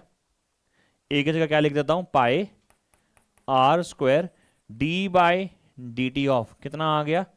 I not cos omega T. अब बोलो, अब अगर मैं यहां से I नॉट को कांस्टेंट बाहर निकाल दूंगा तो डिफरेंशिएशन ऑफ कॉस क्या होता है? माइनस साइन, तो माइनस माइनस प्लस हो गया, n mu naught pi R square I naught sine of omega T multiply by omega. This is my answer, this is my answer of what? EMF induce. बोलो यार, ये EMF induce का answer आ गया। पहले तो ये निकालना था। फिर कहता है म्यूचुअल इंडक्टेंस निकालो, M निकालो। अच्छा एक काम करते हैं, सुनो, ये हमारा EMF इंड्यूस का फॉर्मूला है। क्या वजह थी? कुछ गलत हुआ क्या स्टेप में? अच्छा साइन है क्या? सॉरी, I इक्वल टू कितना है? I not. वैसे मैं क्वेश्चन भी बदल सकता था बट मैं क्वेश्चन नहीं बदल रहा, तो माइनस रहेगा फिर तो इसका मतलब, तो ये माइनस हो गया बच्चों, और यहां पे क्या आएगा? Cos omega T multiply by omega, ठीक है। आई को हमने गलत डाल दिया था अभी, ठीक है बेटा, करेक्शन समझ में आ गई क्या? चलिए, EMF इंड्यूस आ गया। अच्छा इस एक्सप्रेशन को जरा चेक करना। EMF इंड्यूस का वैसे जर्नल फॉर्मूला होता था minus D phi by D T. Phi की जगह हम MI लगा रहे हैं बिकॉज म्यूचुअल इंडक्टेंस की बातें हो रही हैं यहां पे, तो minus of M D I by D T हो गया, सही है कि नहीं? अब अगर मैं इस एक्सप्रेशन को इस वाली एक्सप्रेशन से नहीं, इस वाली से नहीं, ऊपर वाली से कंपेयर करूं, तो D I by D T वाला पोर्शन अगर मैं छोड़ भी दूं, यानी ये वाला पोर्शन छोड़ भी दूं, है ना, तो मेरा म्यूचुअल इंडक्टेंस यानी कि कैपिटल M का फॉर्मूला क्या बनेगा? ये बनेगा mu naught pi R square capital N small n। बोलो, ये आंसर होगा क्या? रोहन बाबू कुछ खोए खोए से लग रहे हो, कुछ ठीक हो? वायरल गला पकड़ के ऐसे क्यों, मतलब अच्छा गले में प्रॉब्लम हो रही है, बुखार है? हाँ मास्क लगा के रखो आप, क्योंकि इस टाइम पे बहुत वनरेबल उसी हो जाती है बॉडी, आप और भी कैच करोगे। अभी समझ में नहीं आया क्या? पक्का? अगला क्वेश्चन करें बच्चों, हटा दूं इसको?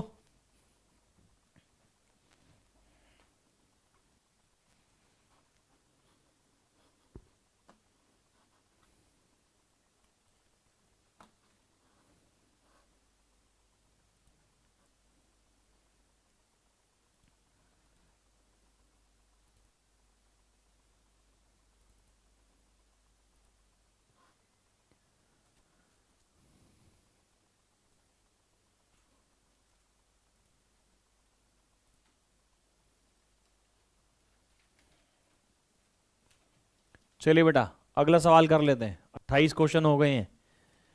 अगला क्वेश्चन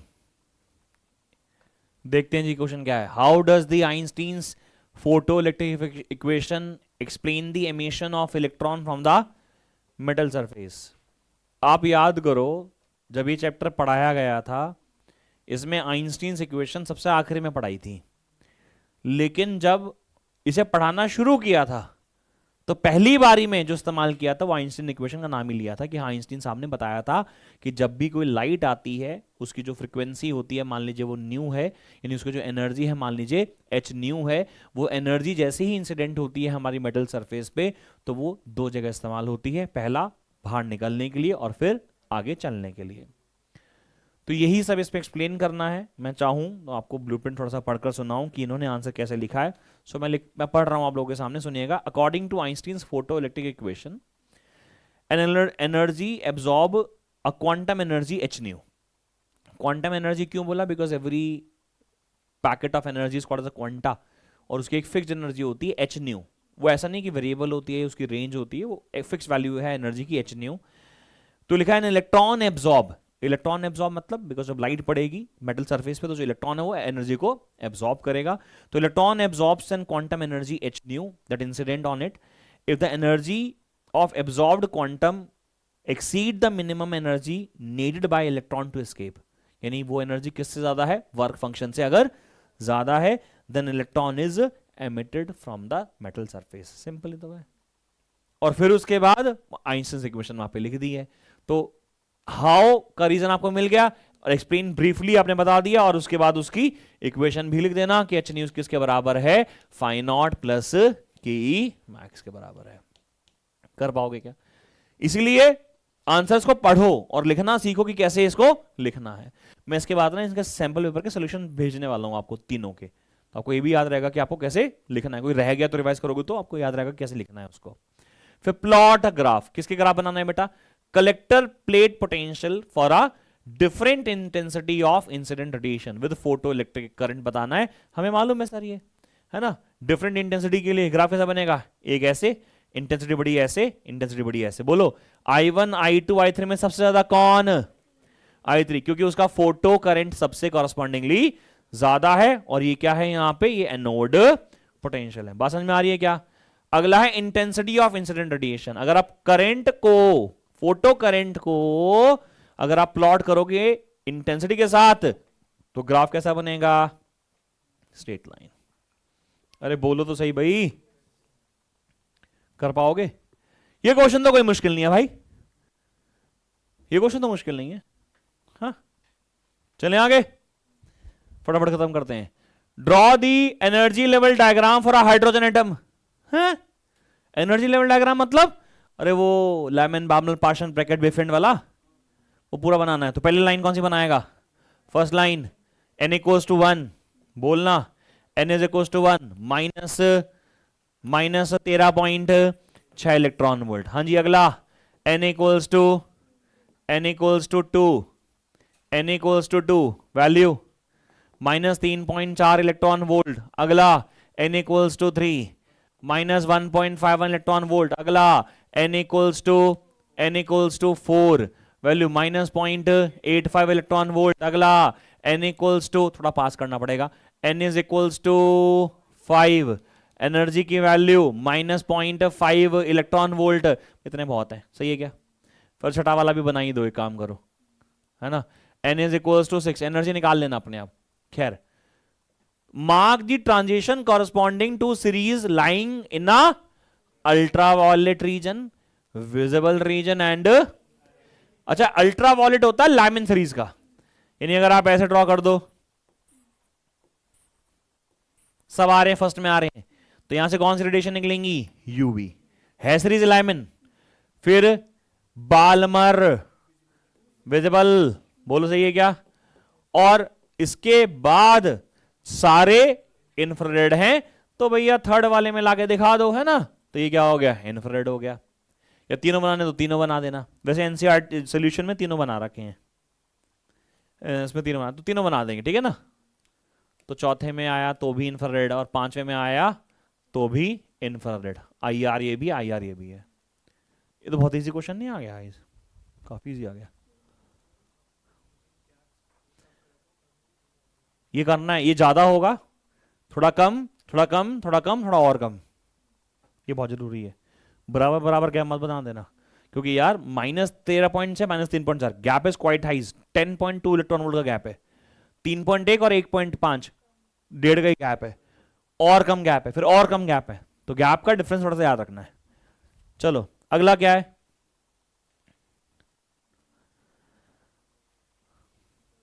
अच्छा 3 नंबर का क्वेश्चन है ना ये। क्वेश्चन में पता क्या लिखा हुआ है, मतलब सोल्यूशन उसके ब्लूप्रिंट में, इसमें लिखा हुआ है अवार्ड ओनली, अवार्ड मतलब दो, सिर्फ 1.5 number if student does not show transition. कि एनर्जी लेवल तो बना दिए, ट्रांजिशन नहीं बनाई, तो आपको 1.5 नंबर कट जाएगा, 3 नंबर में से 1.5 नंबर मिलेगा बस।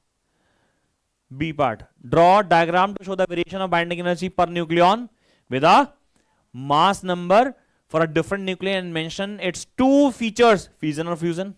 बोलो, Why do lighter nuclei usually undergo nuclear fission? बता दो कि जो लाइटर न्यूक्लियाई होते हैं ना, उनकी बाइंडिंग सुपर न्यूक्लियन बड़ी कम होती है, जब फ्यूज होते हैं तो वो बाइंडिंग सुपर न्यूक्लियन बढ़ जाती है, तो स्टेबिलिटी अचीव करने के लिए ऐसा होता है। लेकिन बाइंडिंग सुपर न्यूक्लियन वाला ग्राफ याद है? तो मैंने ना तुम्हें डब्बे डब्बे डब्बे डब्बे डब्बे डब्बे डब्बे बनाए थे, याद है क्या? ऐसे ऐसे कितना गंदा सा डायग्राम बनाया था। अच्छा, कमाल की बात यह है कि ब्लूप्रिंट में भी ऐसे डायग्राम बना हुआ है, क्योंकि एनसीईआरटी से बनता है ब्लूप्रिंट, ठीक है क्या? मार्क करना है भाई। सबसे पहले क्या था? ड्यूट्रॉन था, H2S3, helium, carbon, nitrogen, oxygen 16, oxygen 18, sulphur, फिर आयरन, फिर टंगस्टन, फिर आयोडीन, फिर Au, और फिर अच्छा बीच में मोलिब्डेनम छोड़ दिया, मोलिब्डेनम भी था, और फिर आखिरी में AN एक्टिनाइड के बाद फिर था यूरेनियम 92 238। ओके जी, क्वेश्चन नंबर कौन सा हुआ ये? अच्छा सुनो, why do lighter nuclei usually undergo nuclear fusion का एक इसका आंसर लिखा हुआ है, थोड़ा सा मैं पढ़ लेता हूं आप लोगों के लिए।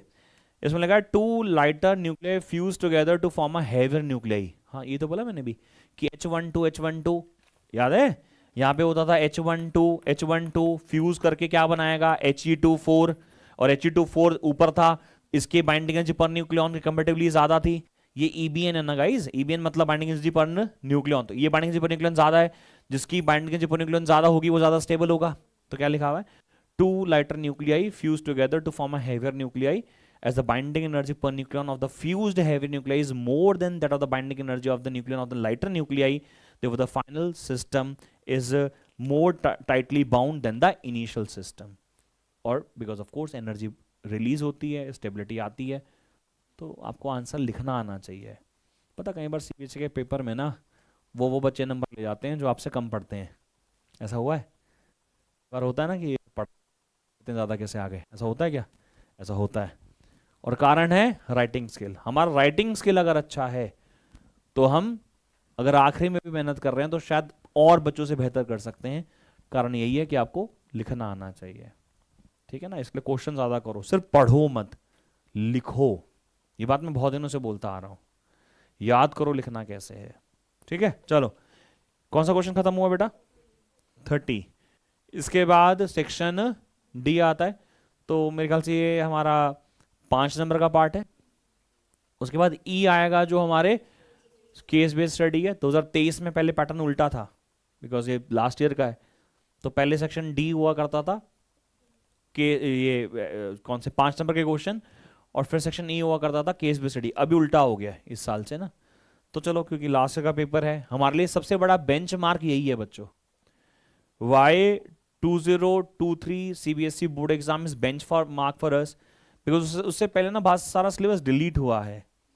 तो कई क्वेश्चन आप ऐसे भी देखते होंगे जब आप अपनी ब्लैक बुक भी सॉल्व करते होंगे कि यार ये क्वेश्चन तो कहीं पढ़ा ही नहीं है, तो टॉपिक ही नहीं पढ़ा हुआ है। तो वो हो सकता है कि वो सिलेबस का पार्ट ना भी हो। उसका कारण यही है क्योंकि वो प्रीवियस 10-12 साल के पेपर से बनाया गया है। लगता है कि टाइम है तो उसको कर भी सकते हैं, और फिर नहीं है तो फिर उसको छोड़ भी सकते हैं। तो मेरे हिसाब से 2023 का जो पेपर है तुम्हारे लिए बेंचमार्क है, और मुझे लग रहा है तुम्हारे चेहरे भी देख के कि इतनी टेंशन तो नहीं लग रही इस पेपर में कि अगर ऐसा पेपर आ गया तो फिर तो हो ही गया मतलब, और ऐसा ही आएगा। हाँ, ऐसा तो है नहीं कि इससे कुछ भारी आ जाएगा कि बहुत ही डिफिकल्ट आ जाएगा। जैसे कल मैं कह रहा था कि नहीं मेरा तो पेपर ही बहुत मुश्किल आ गया था, है ना, वो जेई की बात कर रहा था। ऐसा नहीं होता, बेंचमार्क्स हैं, जैसा पहला अटेम्प्ट है वैसे ही लगभग आखिरी अटेम्प्ट भी होता था। चलो जी, तो सबसे पहला क्वेश्चन कितना आसान बच्चों यहाँ पे लिखा हुआ है कि state the Coulomb's law in electrostatics and write down its vector form. यार बच्चे वो करी ऐसा क्वेश्चन, ये तो फाड़ाऊंगी मैं पेपर्स को। तो वेक्टर फॉर्म लिखनी आती है सर आपको। अब वेक्टर फॉर्म अगर आपको याद हो, जब मैंने सीबीएसई में आपको पढ़ाई थी तो मैंने आपको पोजीशन वेक्टर के टर्म्स में भी पढ़ाई थी और आपको डिस्प्लेसमेंट वेक्टर टर्म्स में पढ़ाई थी, बट मैंने कहा था कि एनसीईआरटी में सिर्फ डिस्प्लेसमेंट वेक्टर है तो आप उतना ही लिख कर आओ। और अगर आपको याद हो तो आपके बुकलेट में F12 = k(q1q2) में r divide by r square में फिर वो position vector displacement vector terms में मैंने एक्सप्रेशन कराई थी। मैं लिख के भी दिखा देता हूँ आप लोगों को। जैसे ये मान लीजिए एक चार्ज यहाँ पे q1 है और एक चार्ज यहाँ पे q2 है, तो फोर्स ऑन 1 ड्यू टू 2 का formula a q1 q2 divide by r12 square r12 cap हो जाएगा। और अगर आप इसे वेक्टर के टर्म्स में लिखना चाहोगे तो ये बच्चों हो जाएगा r12 वेक्टर अपॉन में r12, तो ये कितना हो जाएगा, ये हो जाएगा k q1 q2 अपॉन में r12 क्यूब, और हो जाएगा r12 वेक्टर, ये हो जाएगा मेरा F12। तो ये मेरा आंसर वेक्टर फॉर्म में। स्टेट भी करना पड़ेगा बच्चों। स्टेट कैसे करोगे? स्टेट कैसे करोगे कि according to Coulomb's law of electrostatic force between or force of attraction or repulsion between two charges is directly proportional to product of the two charges and inversely proportional to square of the distance। या अल्लाह, ऐसा सोचा भी नहीं था कि question exam में आएगा। लग रहा तुम लोगों को? इमेजिन कर रहे हो तुम? ये पूछ सकता है कोई, जैसे कि ना बायोट सेवर्ट का इससे में अभी क्वेश्चन आगे आएगा। देखो स्टेट बायोट सेवर्ट लॉ, मतलब स्टेट बायोट सेवर्ट लॉ मतलब वो dB = μ0 आइडियल सेंटर, इसको स्टेट करने को आया हुआ है, फिर उसे डेरिवेशन भी आएगी, बट स्टेट करना देखो, इसलिए तो कहता हूं इंपॉर्टेंट क्या है। इंपॉर्टेंट क्या है कैसे पता चला? पेपर करके, सैम्पल पर पढ़ के। सैम्पल पर पढ़ना बहुत जरूरी है, और पेपर पढ़ के उनके सोल्यूशन सही क्या है वो प्रैक्टिस करना बहुत जरूरी है। बुकलेट पढ़ो, सैम्पल पर करो, और अगर वो हो जाए तो फिर समझ लेना तुम्हारा को आधे से ज्यादा पेपर पता है। कल की क्लास में पता चल जाएगा वैसे, हाँ परसों, सॉरी। ओके, तो पहला तो ये हो जाएगा बेटा, है ना, फर्स्ट तो हो ही जाएगा। अगला इसका पार्ट करें। इसमें लिखा है Gauss law is based on the inverse square law dependence distance contained in the inverse contained in the Coulomb's law explain. जो हमारा गॉस लॉ ऑफ इलेक्ट्रोस्टैट्स है वो क्या है बताओ? Surface integral of electric field is equal to 1/ε0 times total charge enclosed. Dimensionally check करो, electric field is inversely proportional to distance का square. ई भैया फॉर्मूला लिख लो यार। अच्छा एक काम करो, गॉस लॉ लिखो। क्या होता Gauss law? Surface integral of, पढ़ते कैसे थे इसको? ऐसे पढ़ते थे ना, surface integral of electric field is equal to 1/ε0 times total charge enclosed. सही है। अच्छा आप मुझे एक बात बताओ, ये बोल रहा है कि Gauss law is based on the inverse square dependence, यानी कि वो जो कूलम्स लॉ है जिसके अंदर 1/r² होता है उसके ऊपर डिपेंड करता है। जस्टिफाई करना है। इनवर्स क्यूब होता तो क्या होता, ऐसा क्वेश्चन आया था कि इंस्टीड ऑफ 1 में r square, if Coulomb's law is dependent on 1/r cube, तो Gauss law still valid? No.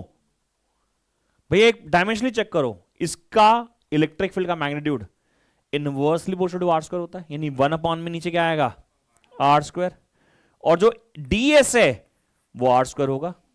ds मतलब क्या, area, pi r square type cut जाएगा ना, यानी ऊपर क्या बचेगा, सिर्फ चार्ज बचेगा, और नीचे 4 पाई एप्सिलॉन नॉट बचेगा। बोलो यार, बिकॉज के भी था ना इसमें, और के को तोड़ोगे तो क्या आएगा, 4 पाई तो कांस्टेंट है, यानी क्यू अपॉन एप्सिलॉन नॉट ही तो होगा।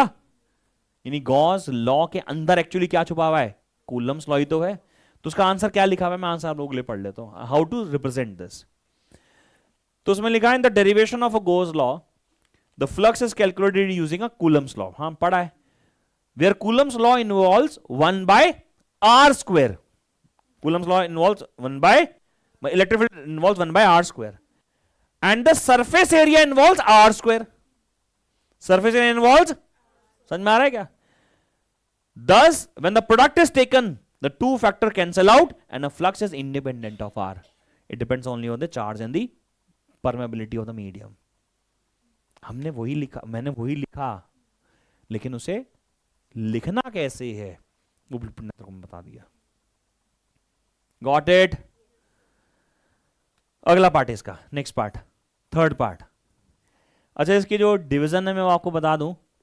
जो पहला जो पार्ट है जिसमें ये दोनों हैं, ये 1-1 नंबर के हैं, और ये अगला जो है ये 2 नंबर का, नहीं हम सॉरी, ये 1 नंबर का है, ये 1 नंबर का है, और ये 3 नंबर का है। ये 1 नंबर का है, ये 1 नंबर का है, और ये 3 नंबर का है। अब देखिए कितना आसान सा सवाल है, देखने में चाहे अजीब सा ही लग रहा होगा, लेकिन सवाल बहुत आसान है। इसमें डायग्राम है क्या? नहीं नहीं। सवाल क्या बोला गया है? सवाल बोला गया there are 2 charges A and B located at 0,0 and A, तो ये हो गया 0,0, सही है, और ये हो गया A, यहां पे रखा हुआ है 2Q चार्ज, और यहां पे रखा हुआ है Q चार्ज। अच्छा, इनके बीच का ये जो डिस्टेंस है, ये हमें चाहिए रहेगा, क्योंकि हमें फोर्स निकालना है, force exerted on A due to B। अच्छा, ये जो यहां से लेके यहां का वेक्टर है वो मैं निकाल सकता हूं क्या? R vector, this minus this यानी कि A i cap, plus this minus this यानी कि A j कैप। हाँ या ना? ये पोजीशन वेक्टर होगा कि नहीं होगा? ऐसे तो निकालते थे, x2 minus x1 A minus 0 i cap plus y2 minus y1, तो a minus 0 A i cap हो गया, a minus 0 A j cap हो गया, तो ए i cap plus a j cap हो गया। सिंपल है क्या? अच्छा, अगर मुझे इस r वेक्टर का मैग्नीट्यूड निकालना, r वेक्टर कितना लिख देता हूं दोबारा से, ए i cap plus a j cap. अगर मैं r वेक्टर का मैग्नीट्यूड लिख दूं तो कितना हो जाएगा, √a² प्लस a स्क्वायर। चलो भाई, force on A due to B, force on A due to B, हाँ जी, फोर्स का formula, vector formula K Q into 2Q divide by distance का स्क्वायर। डिस्टेंस कितना है, ये डिस्टेंस, ये √2a लिख लूं क्या? बोलो, √2, तो √2a स्क्वायर इंटू हो गया r कैप, पोजीशन वेक्टर, वो यूनिट वेक्टर लिखते हैं। अच्छा, r कैप क्या है? कैप जो भी होती है बच्चों, ये हो जाएगा ना, कैप जो होती है वो होती है वेक्टर अपॉन में मॉड, यानी कि a i cap plus a j cap divide by √2a। सही है क्या? ए कैंसिल हो गया, कितना आ गया, 2 से 2 भी कैंसिल हो गया, कितना आ गया, k Q² अपॉन में a² इंटू आई कैप प्लस जे कैप √2। ये मेरा आंसर है, ये मेरा वेक्टर फॉर्मूला है। कितना ज्यादा इलेक्ट्रोस्टैटिक्स आ रहा है, देख रहे हो? 8 नंबर का, तो बड़ा तो लगेगा ही ऑफकोर्स चैप्टर। इस क्वेश्चन में कोई डाउट है बेटा? पीछे समझ में नहीं आया ना? पीछे लास्ट में समझ में आया? क्या समझ में नहीं आता? कौन सा स्टेप समझ में नहीं आया? पहले तो फॉर्मूला समझ में आया, आर कैप लगा समझ में आया, ये पोजीशन वेक्टर समझ में आया क्या? देख, ये जो पॉइंट है, ये जो कोऑर्डिनेट है वो A कॉमा ए है, वो क्या है, ए कॉमा ए। ये ए माइनस 0 यानी x2 माइनस x1 आई कैप, वैक्टर बनाने का तरीका तो यही होता है।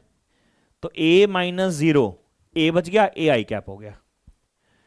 फिर a minus B, A minus 0 यानी दोबारा a हो गया, ए जे कैप हो गया। जैसे इमेजिन करो ना कि ये 0,0 है और ये 5,4 है, इसका पोजीशन वेक्टर बनाना तो कैसे बनाओगी, 5 माइनस 0 5 आई कैप, 4 माइनस 0 4 जे कैप, ऐसे तो बनता है। तो सबसे पहले हमने क्या किया, आपने पोजीशन वेक्टर बनाया, उसका मॉड निकाला। मैग्नीट्यूड कैसे निकालते हैं, आई कैप वाले का स्क्वायर करो प्लस जे कैप वाले स्क्वायर अंडर रूट कर दो, कितना आ गया, √2 आ गया। बोलो। उसके बाद आपको आर कैप चाहिए था, और आर कैप कैसे मिलता है, किसी भी वेक्टर का कैप कब मिलता है, जब आप उसके वेक्टर को उसके मैग्नीट्यूड से डिवाइड कर देते हो। तो आर कैप के लिए आपने क्या लिखा, a i cap plus a j cap divided by √2। समझ में नहीं आया तुम लोगों को, पक्का? इतना ब्लैंक क्यों बैठे हो गाइस? हाँ, 31वां हो गया, इसमें ऑप्शन है, चेक करो क्या।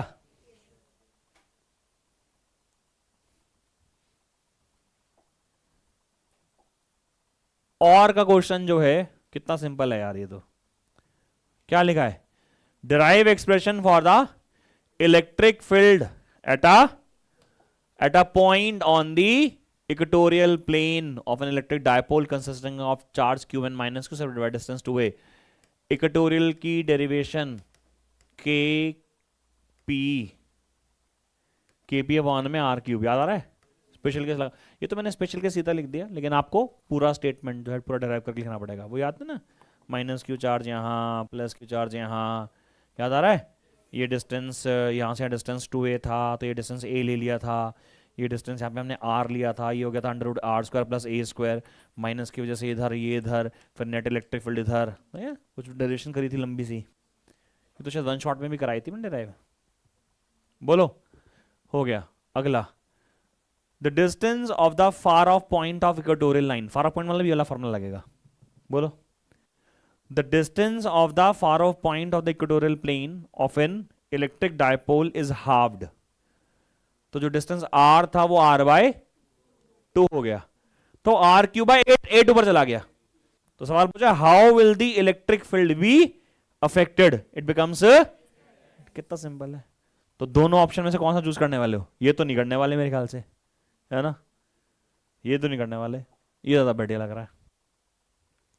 बोलो, जैसे दोनों ही आसान है, लेकिन इसमें छोटा छोटा छोटा लग रहा है, क्योंकि डेरिवेशन तो रट्टे मार रखी है बिल्कुल, बट इस डेरिवेशन में मार्क्स कटने के चांसेस बहुत ज्यादा होते हैं। कैसे? आप डायग्राम बना रहे हो, डायपोल मोमेंट को दिखा रहे हो नहीं दिखा रहे हो, एक्सप्रेशन के अंदर डायपोल मोमेंट दिखा रहे हो, फिर स्पेशल केस बना रहे हो, सब कुछ चाहिए। इसलिए अगर जो लिख रहे हो उसको परफेक्ट कर रहे हो तो तुम्हारे पास ऑप्शंस बढ़ना शुरू हो जाते हैं। बिकॉज कई बार क्या होता है, जब आप क्वेश्चन कर रहे होते हैं ना, और में जैसे 2 पार्ट ऊपर हैं 2 पार्ट नीचे हैं, तो एक का पार्ट ये वाला आता है, एक का पार्ट ये वाला आता है। ऐसा भी कई बार होता है कि इसका फर्स्ट आता है, इस नीचे वाले का सेकंड आता है। तो कहीं मुझे चतुराई दिखाते हैं कि भाई साहब इसका फर्स्ट कर दिया, इसका, फिर टीचर जो है कोई भी नंबर नहीं देता, या फिर कोई एक नंबर दे देता है, फिर अगले वाले को कैंसिल कर देता है। तो क्योंकि पहला जो चेक हो गया, फिर दूसरा वाला इनवैलिड हो जाता है। अलाउड नहीं है ना कि एक इसका कर दिया, एक इसका कर दिया, कि जब अपन छाट के लिख रहे हैं, ऐसा नहीं होता। अगले क्वेश्चन पे आ जाओ बेटा, इसका थर्ड पार्ट भी है, कहाँ है? अच्छा, इसमें लिखा नहीं है। ये तो बहुत बढ़िया क्वेश्चन है, ये तो बुकलेट का क्वेश्चन है।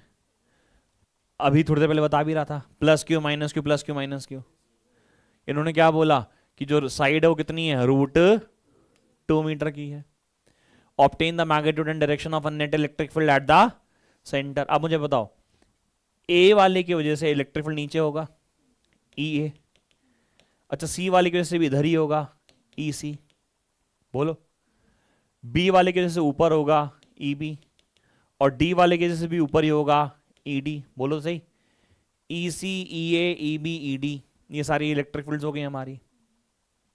अच्छा, ये √2 है, तो डायगोनल हो जाएगा 2। कैसे?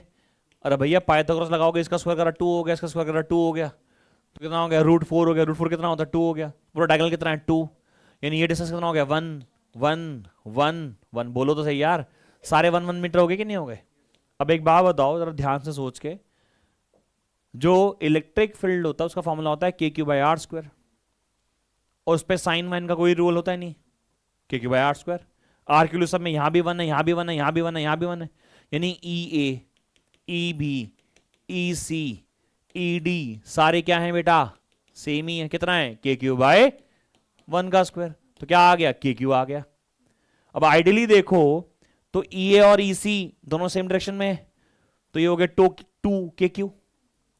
नहीं समझ में आ रहा भाई, नीचे कितना हो गया यहां पे, ये हो गया 2 के क्यू, और ये भी ऊपर कितना हो गया 2 के क्यू, और इनके बीच का एंगल कितना है सर 90 डिग्री। तो इनका रिजल्टेंट कहां आएगा सर, रिजल्टेंट सर यहां आएगा रिजल्टेंट, बोलो तो सही। और रिजल्टेंट कितना आएगा, √2 टाइम्स ऑफ 2 के क्यू। नहीं समझ में आ रहा सर, पक्का क्या, रिजल्टेंट कैसे निकाला, √ऑफ इसका स्क्वायर प्लस इसका स्क्वायर प्लस 2 इसका मल्टीप्लीकेशन, cos 90 cos 90 0 होता है। वैसे याद कर लो ना यार, जब भी दो वेक्टर्स का मैग्नीट्यूड सेम होता है और उनके बीच का एंगल 90 होता है तो उनका रिजल्टेंट √2 टाइम्स ऑफ उनकी वैल्यू हो जाता है। तो सॉल्व करेंगे कितना हो गया, ये हो गया 2√2 divided by 4 pi epsilon not into Q. This is my answer. सही है। अच्छा, कई बार ना बच्चे बहुत जल्दबाजी में बहुत बड़ी गलती करते हैं इस क्वेश्चन में। वो बोलते हैं सर देखो ये प्लस क्यू ये माइनस क्यू डाइपोल है, बोलो हाँ, ये प्लस क्यू या माइनस क्यू डाइपोल है। डाइपोल का ये पॉइंट इक्वेटोरियल है, हाँ है। इस वाले डाइपोल का भी इक्वेटोरियल यही है, हाँ है। अच्छा, डाइपोल के इक्वेटोरियल पॉइंट पे इलेक्ट्रिक फील्ड डाइपोल मोमेंट की जस्ट अपोजिट होती है, यानी कि अगर मैं डाइपोल मोमेंट करूं तो इसका भी डाइपोल मोमेंट इधर है और इसका भी डाइपोल मोमेंट इधर है, तो यानी कि इसकी नीचे वाले की वजह से इलेक्ट्रिक फील्ड ऊपर यहां होगी और इस वाले की भी यहीं होगी, तो दोनों की इलेक्ट्रिक फील्ड निकालते हैं और फिर उन दोनों को नेट निकाल देते हैं। लेकिन फिर उसके लिए हमें नेट डाइपोल मोमेंट निकालनी पड़ती है। मतलब बच्चे ऐसा भी कर बैठते हैं, गलत नहीं है। आप अपना सीबीएसई का ब्लूप्रिंट देखोगे तो डाइपोल से भी सॉल्व किया हुआ है, but the easiest way of solving this question is only कि चार्जेस को सॉल्व कर लो, जैसे मैंने आपको सॉल्व करके दिखाया है। बोलो यार, इससे बेस्ट कोई इजी तरीका नहीं है, सबसे छोटा तरीका है ये। चले क्वेश्चन नंबर 32, अब पढ़ो क्या लिखा हुआ है। स्ट्रेट वायर से बट लो, बोलो नहीं कर पाओगे कि स्ट्रेट वायर से बट लो, कर लेंगे तो वो पूरा लिखना पड़ेगा कि according to Barrett-Savart law the small amount of magnetic field due to current carrying element is directly proportional to current, directly proportional to small current carrying element, inversely proportional to r square, directly proportional to sin of theta। Combine के formula बनाया, फिर क्या था, derivation करो। किसकी derivation करो, derivation करो magnetic field की, कहां पे रेडियस a है उसके सेंटर पे मैग्नेटिक फील्ड निकालो, निकाल देंगे। और फिर क्या आ रहा है कि मैग्नेटिक फील्ड लाइंस ड्रॉ करो। कहीं से बनाना है क्या मैंने कभी, मैग्नेटिक फील्ड ड्रॉ करवाई थी कहीं कि मान लीजिए कंडक्टर है, लूप है, इसमें करंट ऐसे फ्लो कर रहा है, तो जो मैग्नेटिक लाइंस हैं वो ऐसे बनती थी, याद है क्या, इधर से बनती थी और बीच में सीधे सीधे निकल जाती थी। बनानी आनी चाहिए आपको सीधे अच्छे अच्छे। अगला question, an electron is revolving around the nucleus in a circular orbit with the speed of 10⁻⁷ if the radius of orbit is 10⁻⁻10 the current constituted by revolving electron. Current का formula sir I is equal to Q upon में T, T की value 2 pi r upon में V। बोलो तो सही यार, कितना आ गया, QV divided by 2 pi r। V है, R है, चार्ज की वैल्यू पता है चुकी इलेक्ट्रॉन है, 2 पाई कांस्टेंट, आंसर नहीं आ जाएगा। आंसर जो इसका आया था अकॉर्डिंग टू ब्लूप्रिंट वो है 2.55 into 10⁻³ ampere. This is the answer. अच्छा, ये फॉर्मूला समझ में आ गया तुम लोगों को कैसे आया। करंट का फॉर्मूला चार्ज अपॉन में टाइम होता है, टाइम का फॉर्मूला डिस्टेंस अपॉन में वेलोसिटी होता है। जब ऑर्बिट में इलेक्ट्रॉन घूम रहा है, तो उसकी जो डिस्टेंस है, सॉरी उसका जो टाइम पीरियड है, टाइम का फॉर्मूला क्या होगा, डिस्टेंस अपॉन में स्पीड, है ना, स्पीड। तो डिस्टेंस का फॉर्मूला क्या है, 2 पाई r अपॉन में स्पीड। हो गया सॉल्व। भाई लाइव क्लास में किसी को डाउट है कि कोई,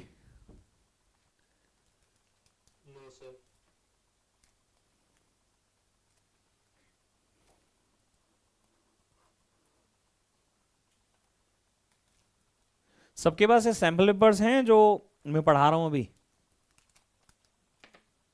लाइव में? ठीक है जी, चलिए खत्म करते हैं फटाफट पेपर, थोड़े से क्वेश्चन रह गए हैं। तो ये क्वेश्चन लिखा है derive an expression for the force acting on a current carrying straight conductor kept in a magnetic field, यानी कि F is equals to BIL sine theta. Sir ये डेरिवेशन आई हुई एग्जाम में है? इसकी वेक्टर फॉर्म याद है किसी को?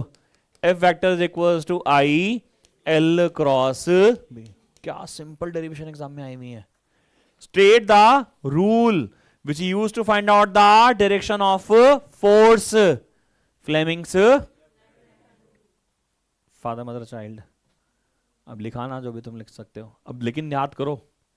क्या तुमने इसके स्टेटमेंट याद किए कभी? नहीं ना, होनी चाहिए। स्टेटमेंट याद नहीं करी तो स्टेटमेंट है according to Fleming's left hand rule, if you stretch the thumb, first finger and the central finger of our left hand, assuming first finger representing the direction of a magnetic field and this central finger represent the direction of a current flowing in the conductor, then the force gives the direction of a magnetic force. The thumb gives the direction of a, कितना simple definition है, छोड़ दो। फिर लिखा हुआ है give the condition under which the force is maximum। Force maximum होता था, याद करो, थीटा 90 डिग्री पे, और फोर्स मिनिमम होता था जब थीटा की वैल्यू है तो 0 हो या फिर, बहुत बढ़िया सर। अगला है two long parallel straight wires A and B 2.5 centimetre apart, दो वायर्स के बीच में डिस्टेंस की वैल्यू है 2.5, आर की वैल्यू है 2.5, करंट है एक में 5, एक में है 2.5 and they carrying current in opposite direction guys, तो ये उल्टा हो जाता है, अपोजिट यानी they will repel each other. क्या पूछ रहा है? What is the force, what is the magnet of force exerted by wire A on 10 centimetre of length of wire B. F का फॉर्मूला आ जाएगा mu naught two I1 I2 upon में 4 pi r into वो length का portion जिसपे force निकालना है। कितने में निकालना है? कई बार वो फोर्स की जगह फोर्स पर यूनिट लेंथ पूछ लेता है, तो फिर इस एल की भी जरूरत, बाकी तो सब I1 पता है, I2 पता है, म्यू नॉट अपॉन में 4 पाई कांस्टेंट पता है, आर पता है, आंसर निकाल दोगे। आंसर जो भी है आ जाएगा। आंसर बता देता हूं मैं से, 10 टू द पावर -5 आंसर आ रहा है, 10 की पावर -5 न्यूटन। हाँ जी 33 पहला part, write 2 point of difference. Guys इसमें ऑप्शन है क्या? है ना? If there is option try to attempt, theory और न्यूमेरिकल में ऑप्शन हो तो ट्राई टू अटेम्प्ट न्यूमेरिकल। आपको बताऊंगा कैसे, मैं फिलहाल देख लेते हैं। वैसे तो ये भी बहुत सिंपल है थियोरी में, लेकिन देखो थियोरी में अगर अच्छा लिख पाओ ना तो फिर तो सेफर है वो, अगर अच्छा लिख पाओ तो। Right 2 point of difference and the interference and diffraction, ये भी सीबीएसई के असेंबली पेपर में था 2022-23 के में ही। 23 का असेंबली पेपर सीबीएसई का 23 के पेपर में एग्जाम, यानी इस बार का असेंबली पेपर बड़ा इंपॉर्टेंट हो गया बेटा, लग रहा है। पढ़ो डिफरेंस क्या है। इंटरफेरेंस जो बनता है वो बनता है superposition of light waves coming from two coherent sources, diffraction में from a 2 points of a single source. Interference में सबकी इंटेंसिटी सेम, डिफ्रैक्शन में इंटेंसिटी ग्रेजुअली डिक्रीजेस। इंटरफेरेंस के अंदर सबकी विड्थ सेम, लेकिन डिफ्रैक्शन के अंदर सेंट्रल मैक्सिमा की width twice of their secondary maxima. दो लिखने तो कोई भी दो लिख दो, सही है। अगला है name the factors on which the fringe width in the YDSC depends. अरे beta is equals to lambda D by D, it depends upon lambda, distance between, lambda is a wavelength, distance between screen and slit, and capital small D क्या है? Distance between two slits. और में option था बेटा, और में नहीं है या इसका और है? इसी का पार्ट है ये, इसी का पार्ट है। इसी का पार्ट क्या लिखा है? लिखा है ना Young's double slit experiment, 2 slits are separated by distance of 2 slits separated, यानी स्मॉल डी की कितने रखी है 100 times of lambda. Calculate the angular separation in radians between the central maxima and adjacent maxima. Angular separation between किसके? Central maxima and, सही है। हमें निकालना है थीटा, हमें निकालना है थीटा, एंगुलर सेपरेशन। अच्छा किसके बीच का? सेंट्रल मैक्सिमा और एडजेसेंट मैक्सिमा। सेंट्रल मैक्सिमा ये रहा, याद करो। तो सेंट्रल मैक्सिमा ये रहा, और ये कौन है हमारा फर्स्ट सेकेंडरी मैक्सिमा, और ये है हमारा सेंट्रल मैक्सिमा। बोलो यार, तो वो एंगुलर सेपरेशन मांग रहा है, यानी वो ये वाला एंगल मांग रहा है। बोलो, और ये वाला एंगल एंगुलर पोजीशन होता था, और इसका वैल्यू होता था बेटा lambda by D, because position या फिर nth position of a secondary max minimas है, ये मिनिमाज है। एक मिनट, मिनिमाज है मैक्सिमाज है? The angular separation in the radians between central maxima and adjacent maxima.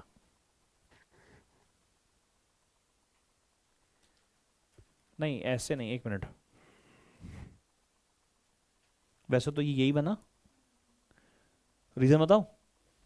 ये जो सेंट्रल मैक्सिमा है इसकी एंगुलर विड्थ हुआ करती थी 2 लैम्डा बाई डी, याद है 2 लैम्डा बाई डी, और मैक्सिमास की एंगुलर विड्थ हुआ करती थी लैम्डा बाई डी। दोनों के बीच का डिस्टेंस अगर कैलकुलेट करें 2 lambda by D minus lambda by D, तो लैम्डा बाई डी तो बनेगा। बोलो तो कितना बनेगा? पहला पार्ट ये बनेगा theta is equals to lambda by D. अब यहां पे d की वैल्यू हमें 100 टाइम्स ऑफ, तो बस मेरा ये आंसर आ गया, 1/100 रेडियन आ गया आंसर। दूसरा, the distance between the two maximas on the screen 50 centimetre away. तो यार ये तो बीटा मांग रहा है, नहीं सॉरी ये डिस्टेंस बिटवीन, हाँ बीटा मांग रहा है। बीटा का फॉर्मूला क्या होता है? Lambda capital D by small D, और लैम्डा बाई डी कितना है? ये तो थीटा है, तो थीटा इंटू कैपिटल डी, तो कितना हो गया? ये थीटा हो गया 1/100, और ये कितना हो गया? डी डी रखा 50, यानी कि 50 × 10⁻⁻², यानी कि 5 × 10⁻³ मीटर, यानी कि 5 मिलीमीटर। चलो जी, हाँ भाई और पार्ट क्या रखा? और पार्ट स्फेरिकल सरफेस है, अरे सिंपल क्वेश्चन, डेरिवेशन वो याद नहीं है क्या? याद आ रही है? ऑब्जेक्ट ये रहा, पोल ये रहा, रेडियस सेंटर कर्वेचर ये रहा, रेडियस कर्वेचर आर हो गया, यहां से गई यहां गई, यहां नॉर्मल नॉर्मल बना ली, ये आई ये आर, ये एंगल अल्फा था, ये एंगल बीटा था, ये एंगल गामा था, ये नॉर्मल ड्रॉ के एन कराया, यहां से यहां ये यू हो गया और यहां से यहां वी हो गया, ये n1 ये n2, भाई n1 n2 रखा μ1 μ2 की जगह, रिलेशन तो कर लेंगे हम लोग, इजी है। लेकिन एक प्रॉब्लम है, नंबर बहुत काटते हैं इसमें। पता चला एजम्पशन नहीं लिखी, रे नहीं लिखा कि रे ऑफ लाइट गई, और अभी तो मैं पेपर चेक कर रहा था, एक बच्चे ने कितनी गलती कर रखी थी, जैसे मैं रे बनाते एरो बनाता हूँ, बच्चे ने रे डायग्राम बनाया बट एरो नहीं बनाए, रे डायग्राम बनाया एरो नहीं बनाया उस पर, तो लाइन हो गई ना, वो रे थोड़ी ना हुई, लाइन डायग्राम थोड़ी ना बोला, रे डायग्राम बोला, नंबर नहीं मिलेंगे उसके आपको। Derive relation between u and v हो जाएगा, खत्म हो गया। μ1 में माइनस यू प्लस μ2 में we equals to μ1 minus u2 में आर। याद करो ये क्वेश्चन मेरी बुकलेट का है, ये क्वेश्चन बुकलेट का है कि एक स्फीयर के अंदर एक एयर बबल बन गया, याद आ रहा है क्या? तो ये कहां दिखेगा? अपरेंट डेप्थ निकालो इसकी, तो v निकालना पड़ेगा इसका, μ1 में माइनस यू, फॉर्मूला याद है, μ1 में माइनस यू प्लस μ2 में v इक्वल्स टू μ2 माइनस μ1 में आर। ऑब्जेक्ट यहां रखा है, रे ऐसे जाएगी, ऐसे ट्रेवल करेगी, कहीं जहां भी इमेज बनेगी, फॉर्म सॉल्व कर लोगे क्या? I will be sharing a blueprint, तो आपको समझ में भी आएगा, कर पाओगे। 5 नंबर का न्यूमेरिकल बुकलेट से आया भाई ये। अगला ओके, हाँ ये थोड़ा सा क्वेश्चन लंबा है, इसे फटाफट करते हैं। यहां से पैराग्राफ वाला क्वेश्चन शुरू हो गया बच्चों, और इसमें लिखा है कि डायग्राम बना हुआ है, आप देख रहे हो डायग्राम में, एक डायग्राम में बना हुआ है, सिंपल सा सर्किट है वैसे तो ये। इसमें लिखा है can we can find out the current and the potential differences for different resistor using Kirchhoff. Answer the following. First of all, which points are at the same potential? Guys potential तो A पे, B पे, सी पे same नहीं होगा। अच्छा, D और ई पे भी सेम होगा, और एच, जी, एफ और जे का भी सेम होगा, तो कोई भी आंसर लिख दो भाई। क्या किस किस पे सेम होगा? ए पे, बी पे, सी पे, या फिर डी और ई तो साफ दिखाई दे रहा है। तुम्हें याद है नोड एनालिसिस पी के रूल कि यहां पोटेंशियल अगर वी है तो यहां भी वी होगा, यहां भी वी होगा, जब तक चेंज नहीं होगा, जब तक क्या ना आ जाए, कोई रजिस्टर, कोई बैटरी ना आ जाए। तो डी का पोटेंशियल भी सेम होगा। नीचे क्या होगा बोलो? एच का, जी का, एफ का और जे का भी पोटेंशियल सेम होगा। What are the current through branch B G? BG के थ्रू करंट हमें कैलकुलेट करना है। वैसे तो यार एक बड़ा सिंपल सा तरीका ये लग रहा है मुझे कि दोनों रजिस्टर जो है सीरीज में है? दोनों सीरीज में है। 10 ये हो गया, 10 ये हो गया, 5 5 से 7 हो गया, 6 6 6 एक करंट आ गया। बोलो हाँ है ना? नहीं समझ में आया ना? 5 और 5 10, 10 पैरेलल में 5, 10 पैरेलल में 10 5, 5 के साथ सीरीज में 6 6 ईएमएफ 6, करंट कितना आ गया? 1 आ गया। सही है क्या? अब जब 1 एम्पियर का करंट यहां से गया, 1 एम्पियर करंट 1 एम्पियर का, और यहां डिवाइड होने लगा, तो 10 यहां पे और 10 यहीं पे, तो आधा आधा डिवाइड हो जाएगा ना क्या? बोलो यार। लेकिन अगर यहां पे लिखा होता कि यूजिंग किरचॉफ करो, तो फिर ऐसा ना करता, फिर तो इक्वेशन बनानी पड़ती है ना। अभी तो नहीं बोला हुआ, तो अपन कुछ भी निकाल देंगे क्या है ना? जैसे निकाल देंगे। अब हमें क्या पूछा था? What is the current through BG? BG का करंट कितना है बोलो? आईबीजी कितना हो गया? 0.5 एम्पियर। अगला क्या है? Find the potential difference across R3। R3 R3 R3 कितना है? R3 R3 ये रहा। इसके थ्रू करंट कितना है? 0.5 रेजिस्टेंस कितना है इसका? तो इसका पोटेंशियल कितना हो जाएगा? 0.5 मल्टीप्लाई बाय 5 यानी कि 2.5 वोल्ट। अगला क्या? What is the power dissipated in the R2? R2 की पावर डिसिपेटेड, पावर का formula I square R। I की वैल्यू कितनी है? 0.5 का स्क्वायर इंटू R कितना है? 5, यानी 0.25 इंटू 5 1.25 वाट। कितना सिंपल क्वेश्चन था यार ये तो। अरे बोलो तो सही यार, फटाफट खत्म करेंगे, 2 पार्ट रह गए बस। ये तो कुछ कल करावा से नहीं लग रहा। सैंपल पर इंपॉर्टेंट लग रहा है धीरे धीरे, है ना? धीरे धीरे लग रहा है कि यार सही कह रहा है ये लड़का। आज में तो मैंने कहना बंद कर दिया जब से अंकल बोला मुझे, है ना भाई? ये सही लग रहा है यार तुम लोगों को कि पेपर करने चाहिए इसका मतलब। लेकिन ये रिलेशन थोड़ा लेट हो रहा है, अभी भी लेट नहीं हुआ है। बस 20 पेपर करने हैं सारा, कोई नहीं रोक सकता 90 नंबर लाने से, है ना? मोटिवेशन के नाम पे तो आप झूठ बोल ही सकते हैं। रे ऑफ लाइट आएगी, यहां इंसिडेंट होएगी, ठीक है क्या? इसने क्वेश्चन में बोला हुआ है कुछ ऐसा, strontium titanate is a rare oxide found in Siberia. It is used as a substitute of a diamond, जिसको हम लोग वो अमेरिकन डायमंड नहीं बोलते, उसको बोलते हैं हिंदी में कुछ ऐसा कुछ बोलते हैं कुछ। हाँ, जो लड़कियां आजकल जरकन जरकन, हाँ वो टाइप। तो कह रहा है उसका क्रिटिकल एंगल है 2.41। डायमंड ना कॉस्टली नहीं है। अरे गाइस मतलब वो, हाँ मतलब वो वर्थ इट नहीं है इतना। आगे आने वाले 20 साल में डायमंड की वैल्यू डिक्रीज हो जाएगी। So always invest in gold, वरना जमीन ले लो, जमीन कहीं हाईवे वाईवे पे निकल जाए। डायमंड तो बेकार है, बस करना भाई। प्रॉपर्टी डीलर है मलिक प्रॉपर्टीज। तो 24.5 डिग्री का क्रिटिकल एंगल है। अच्छा, परपेंडिकुलर फॉल कर रही है लाइट यहां पे, तो ये 90 हो गया, ये 60 है, 30 हो गया। बोल हाँ। तो यहां पे एंगल कितना हो गया? 60 डिग्री हो गया। अब एंगल ऑफ इंसिडेंस कितना है? 60। क्रिटिकल एंगल कितना है इसका? 24.5। क्या करेगा इसका? TR होगा। तो उसने पहले ही बोला था ट्रेस दी पाथ, ट्रेस कर दिया। सही है, बाकी सब पढ़ लेना। अगला पार्ट क्या है इसका क्वेश्चन का? Velocity of light in the prism. यहां पे वेलोसिटी में बतानी है, इसमें वेलोसिटी बतानी है। वेलोसिटी का formula mu is equals to C by V। सही है क्या? अब मुझे मालूम है C तो 3 × 10⁸ होता ही है, और म्यू दे रखा है में कितना? 2.41। तो V कितना आ गया? 3 × 10⁸ divided by 2.41 metre per second. अबे इजी है यार ये तो। Briefly explain 2 application of TAR। Optical fibre बता दो, डायमंड की स्पार्कलिंग बता दो, जो क्वेश्चन उन्होंने बोला, और बता देना कि साइबेरिया में जो होता है वो सब्स्टिट्यूट होता है। कितना स्ट्रेंथनिंग होगी क्वेश्चन में, फैक्ट्स हो गए। अगला क्या है? Define total internal reflection of light, पता है sir. Give 2 condition for it, पता है सर। कि सर वो डेंसर से रेयर जाना चाहिए, और एंगल ऑफ इंसिडेंस क्या होना चाहिए? Greater than. खत्म हो गया पेपर। वाह, चलो जी। हाँ 1 मिनट बात करते हैं, रुको।